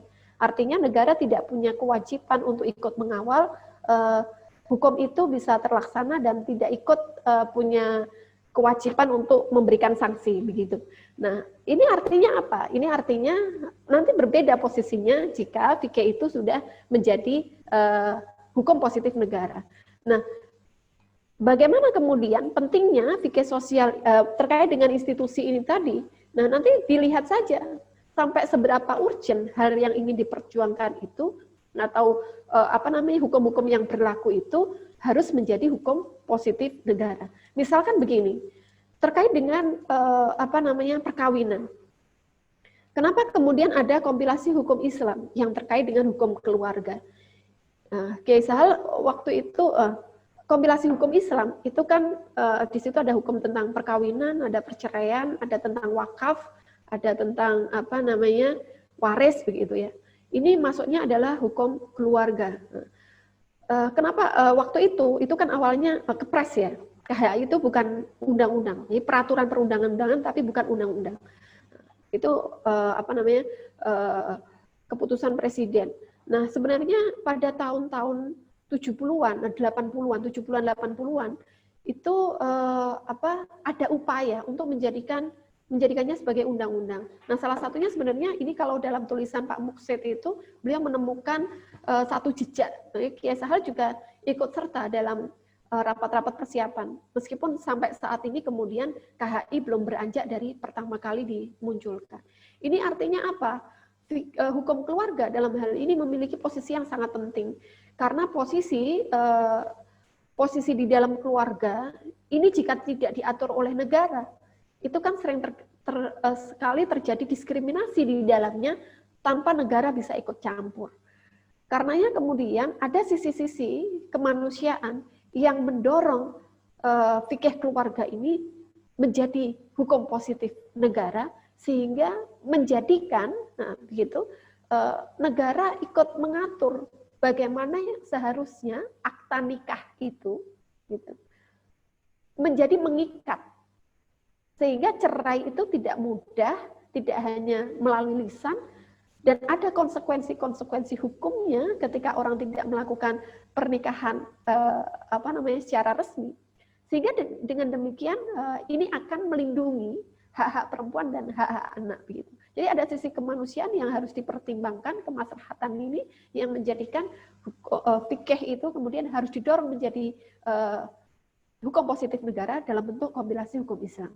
Tetapi mungkin ada juga fikih-fikih dalam beberapa hal yang tidak harus didorong menjadi hukum positif negara. Karenanya di sini kemudian harus ada pemilahan-pemilahan. Kenapa? Misalkan persoalan ubudiyah. Bagaimana dia atau mungkin persoalan aurat begitu ya.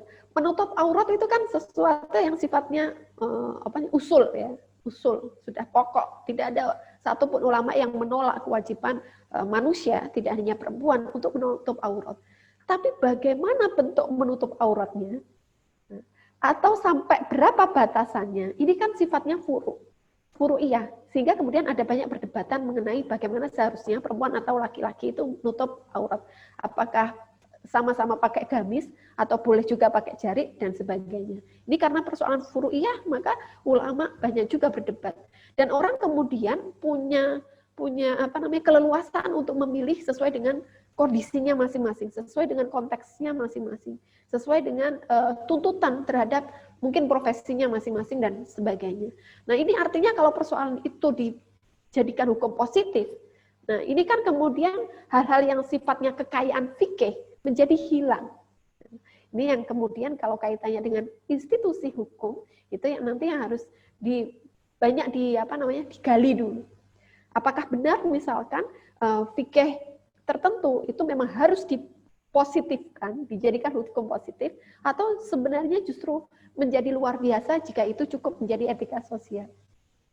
Karena kebutuhan masing-masing manusia ya untuk kerahmatan itu tadi, memang seharusnya manusia itu punya seorang muslim itu punya kebebasan begitu dalam menentukan dia ikut siapa ulamanya dalam persoalan-persoalan yang bersifat furu'iyah. Mungkin demikian. Itu beberapa hal yang yang saya jawab terkait dengan 3 pertanyaan selanjutnya. Atau dalam hal ini ada juga yang pengen juga memberikan tanggapan atau tambahan mungkin melalui lesan atau bagaimana. Masih ada waktu berapa ini 15 menit. Atau kita cukupkan? Ya, monggo. terima kasih. Mau tanya, Bu Titi. Iya. Ini siapa nggih? Pak Muhammad dari Gresik. Oke, nggih, matur suwun Pak Muhammad, monggo. Assalamualaikum warahmatullahi wabarakatuh. Waalaikumsalam. Waalaikumsalam. Ini memang menarik kajian. Bisa di spotlight, Mas. Mana? Mas Holos, Mas Eka. Siap. Oke. Menarik sekali Monggo dilanjutkan Pak pertanyaannya. kajian tentang fikih sosial Mbak Sahal Mahfud. Siapa tadi namanya? Saya Pak Muhammad dari Gresik. juga telah membaca buku fikih sosial Mbak Sahal Mahfud. Ada 5 ciri pokok pemikiran beliau. Ini saya kaitkan dengan Maqasidus Syariah juga sangat menarik. Jadi upaya ini adalah upaya penafsiran terhadap fikih sosial Mbah Sahal Mahfud. Ketika fikih itu dihadirkan sebagai etika sosial, padahal kenyataan sekarang sudah banyak formalisasi aturan syariat yang didukung oleh negara. Misalnya undang-undang tentang zakat, undang-undang perkawinan, undang-undang perbankan. Nah ini kalau fikih sosial ini lahir dan fikih sosial ini dijadikan sebagai acuan untuk menganalisa fenomena kehadiran formalisasi fikih dalam negara, ini tentunya ada ketidaksinambungan atau ada benturan yang dikehendaki oleh Mbah Sahal Mahfud. Saya memahami bahwa keinginan Mbah Sahal Mahfud itu fikih itu ditempatkan pada etika, tidak mengurusi masalah formalisasi institusi dalam sebuah negara. Nah ini yang saya konfirmasi, kira-kira kalau Mbah Sahal Mahfud sekarang itu masih hidup, kira-kira setuju enggak dengan adanya formalisasi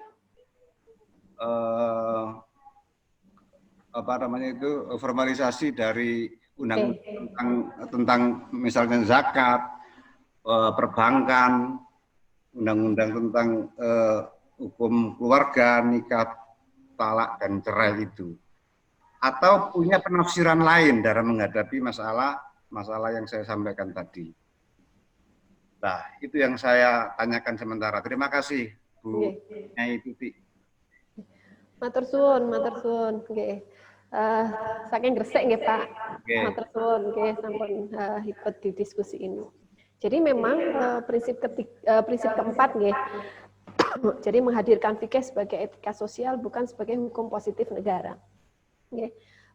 Jadi tadi sebenarnya beberapa hal tadi saya sudah menjelaskan nggih tentang bagaimana perbedaan antara fikih yang memang sebaiknya cukup sebagai etika sosial dan mungkin ada juga beberapa yang perlu didorong untuk menjadi hukum positif negara. Dalam hal ini saya melihat yang memang cukup penting untuk didorongkan adalah fikih yang menyangkut hukum keluarga. Karena hukum keluarga itu dan saya melihat selama ini Kiai Sahl tidak pernah menolak KHI begitu. KHI kan sudah ada lama nggih. Nah, tapi beliau tidak menolak. Kenapa? Karena yang berkaitan dengan hukum keluarga itu sifatnya privat.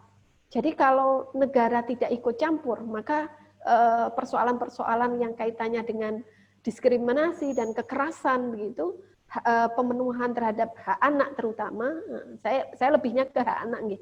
Karena itu tadi kalau kemudian ada kekerasan di dalamnya baik suami kepada istri atau istri kepada suami, pasti nanti yang sangat terpengaruh adalah kaitannya dengan hadonah, ya. Ini kait dengan bagaimana pemeliharaan anak. Di mana pemeliharaan anak ini, hadonah ini, kalau menurut Kiai Sahl itu bagian dari hifdzun nasl.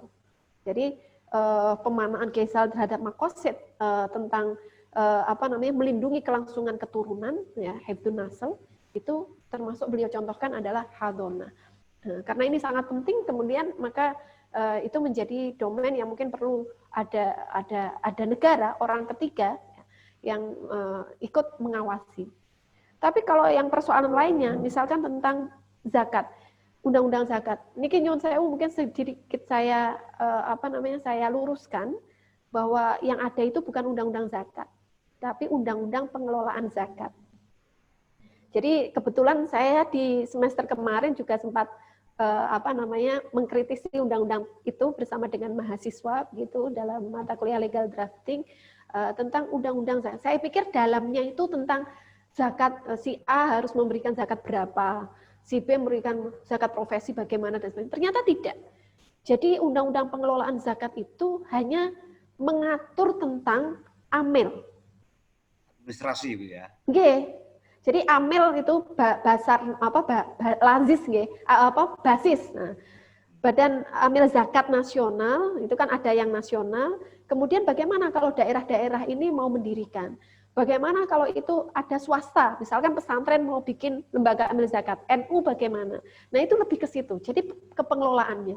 Bukan misalkan seorang dokter itu bisa nggak mengeluarkan zakat profesi dan sebagainya. Jadi itu memang judulnya Undang-Undang Pengelolaan Zakat. Nah ini perlu saya luruskan, karena kalau pengelolanya, kenapa kemudian perlu ada hukum positifnya? Karena di situ kan agar tidak liar. Nah, karena kita seringkali mendekat tadi, karena begini, prinsipnya pengelolaan uang yang prinsipnya negara ini, semua lembaga yang punya kegiatan mengumpulkan dan mengelola uang begitu, itu harus mendapatkan pengawasan dari negara. Yang mengumpulkan uang masyarakat itu harus ada pengawasannya. Jadi dalam hal ini menurut saya pengelolaan hukum tentang pengelolaan zakat ini kemudian tidak akan membatasi tentang pemikiran hukum Islam terkait dengan zakat itu sendiri. Yang kemudian nanti Kiai Sahl sendiri misalkan ada pemikiran juga nggih tentang fikih sosial ini tentang bagaimana zakat produktif dan sebagainya. Nah, itu kalau misalkan undang-undangnya adalah undang-undang zakat, kemudian ternyata yang masuk undang-undang itu pasalnya itu menjadi pasal-pasal yang sangat rigid dan kaku, itu kan nanti zakat produktif menjadi tidak mungkin untuk dilaksanakan. Pemikiran-pemikiran baru akan sulit masuk. Karena hukum positif itu proses pembentukannya dan revisinya itu kan luar biasa. Uang dan waktu yang dibutuhkan sangat lama. Maka dari itu saya melihat memang Kiai Sahl tidak menyetujui jika tidak mendukung begitu ya, yang terkait dengan prinsip keempat ini, bahwa harus dibedakan mana yang menjadi etika sosial dan mana yang menjadi hukum positif negara. Nah, itu tadi kalau ada hukum keluarga, itu kenapa Kiai Sahal tidak pernah memprotes adanya formalisasi, positifisasi hukum keluarga dalam KHI itu. Ya karena itu memang negara harus hadir. Karena sangat bahaya di situ kaitannya dengan hifdzun nasl tadi. Kaitannya dengan hadonah, kaitannya dengan pemenuhan hak-hak di dalam keluarga. Gitu. Matur suwun, nggih. Pangapunten. Mohon untuk para penanya atau yang ingin menanggapi, jika monggo. ingin menanya atau menanggapi agar bisa mengaktifkan videonya, ini sudah saya siapkan. Nanti siapa yang bertanya mohon disebutkan nama agar saya bisa mengaktifkan videonya, kemudian diklik jendela tampilan di layarnya agar nanti bisa di spotlight. Terima kasih. Mohon maaf, saya jeda sebentar. Ini masih ada 2 pertanyaan Bu yang masuk di kolom chat. Ini kita sampaikan di sini atau diberi kesempatan untuk yang mau bertanya secara langsung? Monggo mungkin itu dibacakan, kemudian satu lagi yang pengen bertanya, setelah itu kita tutup mungkin diskusinya. Karena mungkin nanti sudah pas. Monggo dibacakan. Terus satu lagi ini kesempatan bertanya langsung.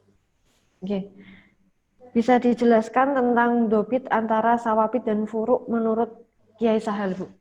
Yang selanjutnya terkait hasil ijtihad jama'i atau ijtihad manhaji fikih sosial Kiai Sahal itu apakah mengikat kepada masyarakat sebagaimana fatwa seorang mufti? Itu 2 pertanyaan terakhir yang masuk ke kolom chat kita. Kalau 2, apakah hasil ijtihad manhaji fikih sosial Kiai Sahal itu mengikat kepada masyarakat sebagaimana fatwa seorang mufti? Ya, nanti bisa dilanjutkan kalau ada yang mau bertanya secara langsung. Monggo, Bu. Jadi kalau misalkan saya jawab dulu yang kedua, nggih. Apakah ijtihad jama'i manhaji ya? Apakah madhab manhaji? Ijtihad jama'i apa madhab manhaji? Ijtihad manhaji. Ijtihad dengan menggunakan madhab manhaji. Apakah itu bisa mengikat sebagaimana seorang mufti? Jadi kalau kita berbicara mufti, ketentuan seorang mufti sendiri, apakah sebuah fatwa itu mengikat hanya kepada orang yang bertanya atau mengikat kepada masyarakat umum? Ini pun nanti kan berbeda-beda. Ya. Ada fatwa yang itu memang mengikat secara umum, ada juga fatwa yang dia hanya mengikat kepada orang yang bertanya. Jadi kalau kita melihat di sini prosesnya, kalau kita kekeh kita setia pada prinsip yang keempat itu, jadi ketika menjadi etika sosial gitu, mungkin saja fatwa itu mengikat kepada masyarakat umum. Tapi karena dia adalah etika sosial, bukan hukum positif negara, maka tidak ada misalkan ruang-ruang untuk melakukan sanksi begitu, menjatuhkan sanksi dan sebagainya. Jadi kalaupun mengikat secara umum begitu, misalkan itu kemudian hasil ijtihadnya tadi ya menggunakan madhab manhaji itu misalkan dikeluarkan oleh lembaga Basul Masail Nahdlatul Ulama begitu kan, biasanya setiap munas dan setiap muktamar itu kan ada yang kemudian maudhu'i dan sebagainya. Isu-isunya itu apakah isu-isu yang kaitannya dengan hukum atau persoalan yang banyak itu. Nah, apakah itu kemudian mengikat? Ya bisa saja mengikat. Artinya, tetapi kan tidak ada ruang untuk mengikat, untuk mengeluarkan sanksi begitu. Artinya kan tetap saja ketika menjadi etika sosial ya, kalau ada yang mengikuti ya akan bagus. Masyarakat Nahdlatul Ulama silahkan untuk mengikuti, tetapi kan tetap tidak ada ruang sanksi secara hukum untuk membuat orang itu menjadi terikat. Itu jawaban saya dari hasil pertanyaan yang kedua. Kemudian yang pertama tadi menyenangkan tentang dobitnya, jadi batasannya begitu ya, pendefinisian mengenai furuk dan usul. Jadi kalau di sini di dalam pendahuluan buku fikih sosial, jadi pendahuluan buku fikih sosial itu adalah berjudul upaya pengembangan madhab qauli dan manhaji. Ini pernah disampaikan Kiai Sahal pada saat pidato beliau ketika menerima anugerah sebagai Dr. Honoris Causa. Misalkan di sini ketika beliau menjelaskan tentang furu' dan usul, ya kalau usul adalah pendapat yang sudah disepakati oleh ulama dan memiliki memiliki dalil tekstual yang sudah sangat jelas. Jadi yang qot'i itu, semua yang sifatnya itulah qot'iyah, yaitu bisa disebut sebagai pendapat-pendapat yang sifatnya usuliyah. Nah, kalau yang furu' yaitu tadi, makanya saya tadi contohkan adalah seperti aurat tadi. Aurat itu kalau menutup auratnya itu ya usul, sudah itu perintah yang sudah tidak bisa ditolak lagi. Tetapi kalau kemudian bagaimana cara menutup auratnya itu kemudian furu'iyah. Karena para ahli, para ulama itu berbeda pendapat tentang batasan menutup aurat. Bahkan kalau di dalam madzhabul arba'ah itu kan ada perbedaan juga, misalkan aurat di dalam sholat, aurat di luar sholat. Dan itu perdebatannya tidak hanya pada aurat perempuan, termasuk juga pada aurat laki-laki dan aurat khunsa, misalkan seperti itu. Nah, mungkin itu jawaban saya terkait dengan 2 pertanyaan. Masih ada satu lagi yang langsung atau kita tutup?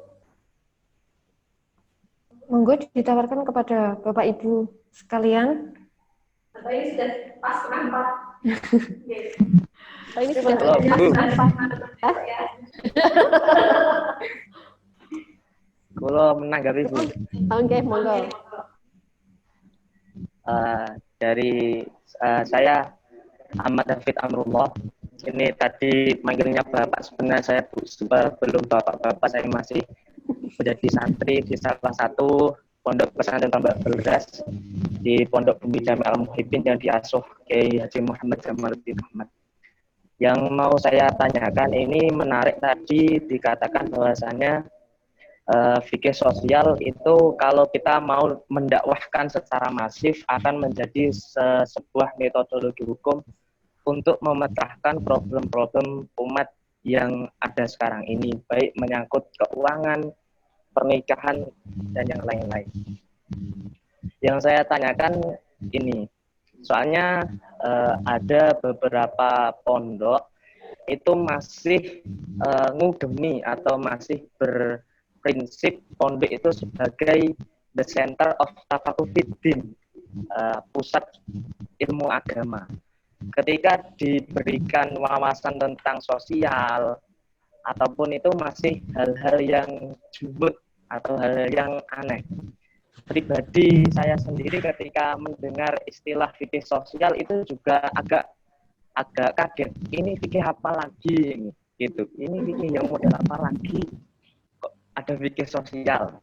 Tapi karena yang menggagas ini Mbah Kiai Sahal Mahfud yang kalimatnya juga diakui oleh beberapa ulama dunia, maka saya juga mungkin ini juga menarik untuk dikaji. Kembali ke sejarah pada tahun 1984 ini ketika BPPM bekerja sama dengan P3M dengan mengajak kerjasama 12 pesantren, ini ada 3 yang menolak. Ini yang saya baca bukunya, ada 3 pesantren yang menolak. Yang saya tanyakan bagaimana metode Mbah Kiai Sahal dalam mendakwahkan pemikiran beliau tentang fikih sosial tadi hingga bisa diterima oleh halayak umum, kemudian menjadi sebuah instansi yang di situ dikaji beberapa santri, yang dimana santri dikenal sebagai kaum yang diso atau tidak mengetahui gemerlapnya duniawi atau kasus-kasus yang nasional. Ini kok ada suatu pondok yang sudah lebih maju meneliti tentang kasuistik sosial. Satu, karena hemat saya sendiri, karena tujuan syariat tadi adalah lital hikol masolil amah. Di situ adalah tujuan dari syariat tadi. Yang titik perhatian bahwasanya bagaimana sih sebenarnya Mbah Sahal ketika pertama kali ini mendakwahkan tadi dunia tutik, katanya kalau ini bisa dikatakan metodologi harus didakwahkan secara masif tadi. Dan yang saya tanyakan bagaimana Mbah Kiai Sahal atau metode beliau itu bagaimana mendakwahkan pemikiran yang di kalangan pesantren itu ada aneh. Terima kasih. Assalamualaikum warahmatullahi wabarakatuh. Waalaikumsalam. Terima kasih Mas Hafid Amrullah. Dulu kami juga waktu Muktamar NU pernah juga bedah buku di IAI Bava. Waktu itu berbarengan dengan Multaqol Ulama yang dihadiri oleh 12 ulama dunia. Begitu waktu itu terima kasih sekali. Karena waktu itu oleh Nida kita diberi waktu untuk sekedar bedah buku untuk buku yang kedua waktu itu, metodologi fikih sosial. Jadi terima kasih sekali tadi banyak banyak hal karena saya juga alumni Tambak Beras, Mas. Jadi kita sama adik kelas saya. Harus saya tak panggil Dek begitu aja ya. Jadi begini, bagaimana kemudian kita mendakwahkan? Saya pikir beliau mendakwahkan itu dengan cara yang gigih ya. Jadi beliau itu masuk ke forum-forum. Jadi boleh dikatakan Kiai Sahal itu tidak pernah misalkan ngisi khutbah begitu atau ngisi pengajian umum gitu, tidak. Beliau memang lebih sering masuk ke forum-forum ilmiah. Kenapa? Karena saya yakin memang ulama itu memang harus ada pembagian peran ya. Waktu itu memang belum banyak ulama yang kemudian berperan masuk ke ke lembaga-lembaga akademis. Dan pemikiran beliau kemudian dikaji lebih mendalam di lembaga-lembaga akademik itu. Nah, saya pernah tahun 2008 itu, saya pernah 2007 kalau tidak salah, saya masih pernah mengikuti beliau waktu itu di Jogja. Beliau ada forum di UIN Sunan Kalijaga. Atau juga misalkan kita melihat dari rekod tulisan-tulisan beliau itu kan beliau banyak sekali mendakwahkan pemikiran itu pada saat mengisi seminar-seminar secara nasional maupun internasional. Nah itu merupakan dakwah. Beliau pernah juga mengadakan yang namanya traveling seminar keliling Asia Tenggara. Ya. Waktu itu di Filipina, di Thailand, kemudian di Bangkok ya, termasuk di Indonesia itu ada di Sulawesi dan sebagainya. Untuk yang traveling seminar di seluruh Indonesia itu beliau bahkan bersama dengan istrinya, punya Nafisa Saha, untuk mendakwahkan pemikiran-pemikiran fikih sosial itu yang sekarang kemudian dibukukan menjadi buku ini. Nah, kemudian bagaimana santri yang seharusnya ngugemi tafakuh fiddin itu kemudian bisa menerima fikih sosial. Nah, bisa menerima persoalan-persoalan fikih sosial. Itu menurut saya perlu yang namanya redefinisi tafakuh fiddin, ya. Karena yang namanya agama itu bukan hanya persoalan yang sifatnya sholat, sifatnya ubudiyah itu tadi, yang kewajiban yang tetapi juga harus dimaknai semua yang berkaitan dengan kehidupan manusia di dunia, yang berkaitan dengan kewajiban kita untuk merawat bumi, yaitu bagian dari ibadatullah, bagian dari tafakuh fiddin. Tinggal kemudian kita memiliki peran masing-masing di mana kita lebih fokus untuk melakukan kajian-kajian itu. Nah, tentu saja santri Kiai Sahal sendiri ya tidak mudah untuk menerima pemikiran beliau.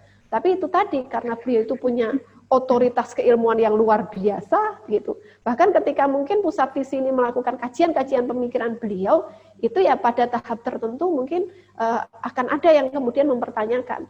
Tetapi kan itu kewajiban. Kalau saya memaknai ini kewajiban. Kita sudah diwarisi ilmu, maka kewajiban kita adalah untuk mengembangkannya dengan sungguh-sungguh begitu. Kalau kita sudah mau bersungguh-sungguh untuk melakukannya, maka insya Allah cita-cita beliau begitu, pemikiran-pemikiran beliau itu tidak menjadi hanya tumpukan pemikiran usang yang harus masuk ke gudang, tetapi itu akan menjadi fikih sosial masa depan fikih Indonesia. Mungkin itu tadi sekalian dengan quote penutup Mbak Kun. Jadi kalau kita mau bersungguh-sungguh, mungkin santri beliau tidak hanya orang yang pernah ngaji langsung kepada Kiai Sahal. Kalau saya alhamdulillah berkesempatan 10 tahun ya ngaji pada beliau, ngaji kehidupan, ngaji semuanya. Tapi saya pikir semua orang yang kemudian memiliki ikatan emosional dan kemudian untuk bersungguh-sungguh mengkaji pemikiran beliau itu adalah menjadi bagian dari santri beliau.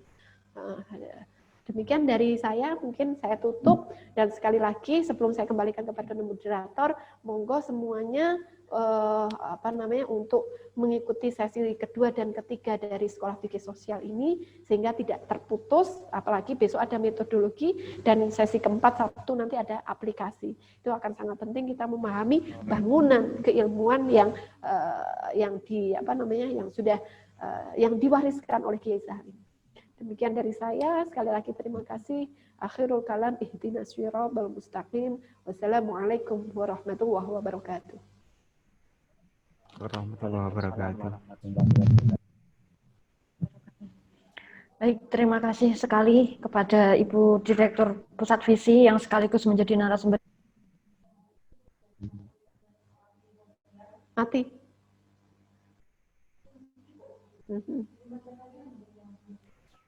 Mati, Mbak Kun, mati. Mati. Mbak Kun Mbak di sini aja. Gunarti, Mbak Kun di sini. Ayo ke sini. Enggak apa-apa. Mati, Guni Samen mati. Sini, langsung.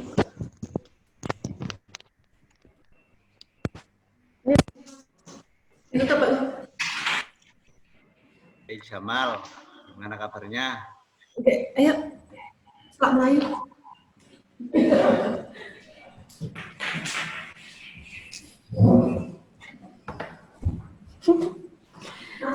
Baik, terima kasih atas paparannya Ibu narasumber kita pada siang hari ini. Oke, sebelum kita tutup sesi kita pada siang hari ini, kami mau share info terkait dengan produk-produk dari Fikih Sosial atau Pusat Studi Pesantren Fikih Sosial Ikhmafa ini. Kami ada 5 buku, ini seri lengkapnya terkait dengan pemikiran Fikih Sosial yang diterbitkan oleh Pusat Visi. Yang pertama ini adalah buku Epistemologi Fikih Sosial. Ini merupakan buku pertama yang diterbitkan oleh Pusat Visi pada tahun 2012, tapi sudah tidak restock lagi, tidak bisa dibeli lagi karena memang dicetak secara terbatas dan luar biasa tanggapan atau permintaan dari publik itu ternyata sangat kewalahan sekali. Kemudian ini adalah buku metodologi, buku kedua dari Pusat Visi, Metodologi Fikih Sosial. Ini ditulis oleh antara lain Bapak Amin Abdullah, kemudian Bapak Sadullah Asaidi, Bapak Muhyar Fanani, kemudian juga para peneliti dari Pusat Fikih Sosial, ada Bu Umdah dan Bu Tuti, Pak Jamal juga. Ini adalah buku yang pernah dibedah di kesempatan Muktamar di Jombang tahun 2015 yang kemarin. Kemudian buku ini adalah buku ketiga. Menurut saya pribadi ini adalah buku yang sangat praktis sekali untuk belajar atau mengenal, memahami bagi pemula tentang fikih sosial. Ini adalah buku Fikih Sosial Masa Depan Fikih Indonesia. Di sini yang bagi yang tidak bisa mengakses buku Epistemologi Fikih Sosial dan Metodologi, di sini juga disampaikan buku yang sangat praktis sekali, dan ini waktu dibedah di UIN Sunan Kalijaga Yogyakarta pada waktu itu kami sampai kehabisan. Akhirnya banyak peserta yang memesan online. Kemudian 2 buku ini merupakan buku keempat dan kelima dari Pusat Visi. Ini merupakan kumpulan naskah dari National Call for Paper yang pernah diselenggarakan oleh Pusat Visi. Sementara buku yang satu ini adalah kumpulan makalah dari kegiatan Forum Kamisan Mahasiswa yang diselenggarakan oleh Pusat Visi setiap minggunya dari teman-teman mahasiswa. Terkait dengan info harga buku atau pemesanan bisa langsung di Japri ke WA saya atau melalui web grup peserta nanti bisa kita tidak lanjuti bersama.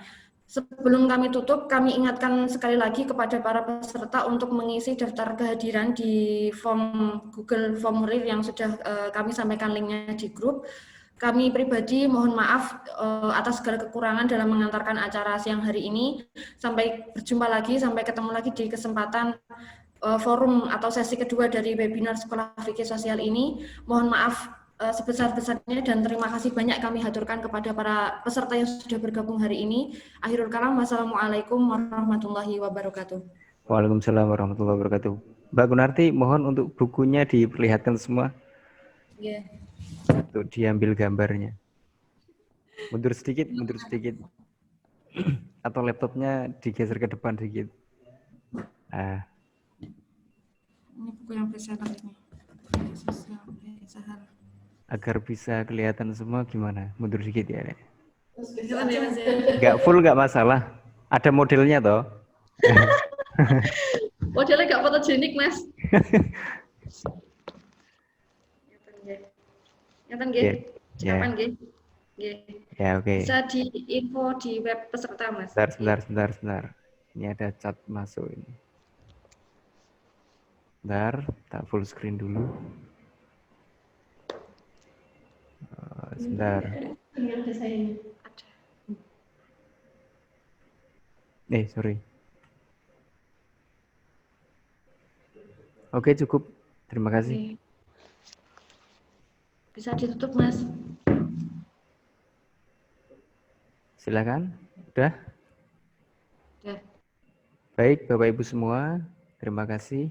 Mohon maaf jika hari ini ada kekurangan dari host. Mohon maaf yang sebesar-besarnya. Perkenankan saya untuk mengakhiri meeting for all pada sore hari ini. Sampai ketemu besok. Assalamualaikum warahmatullahi wabarakatuh.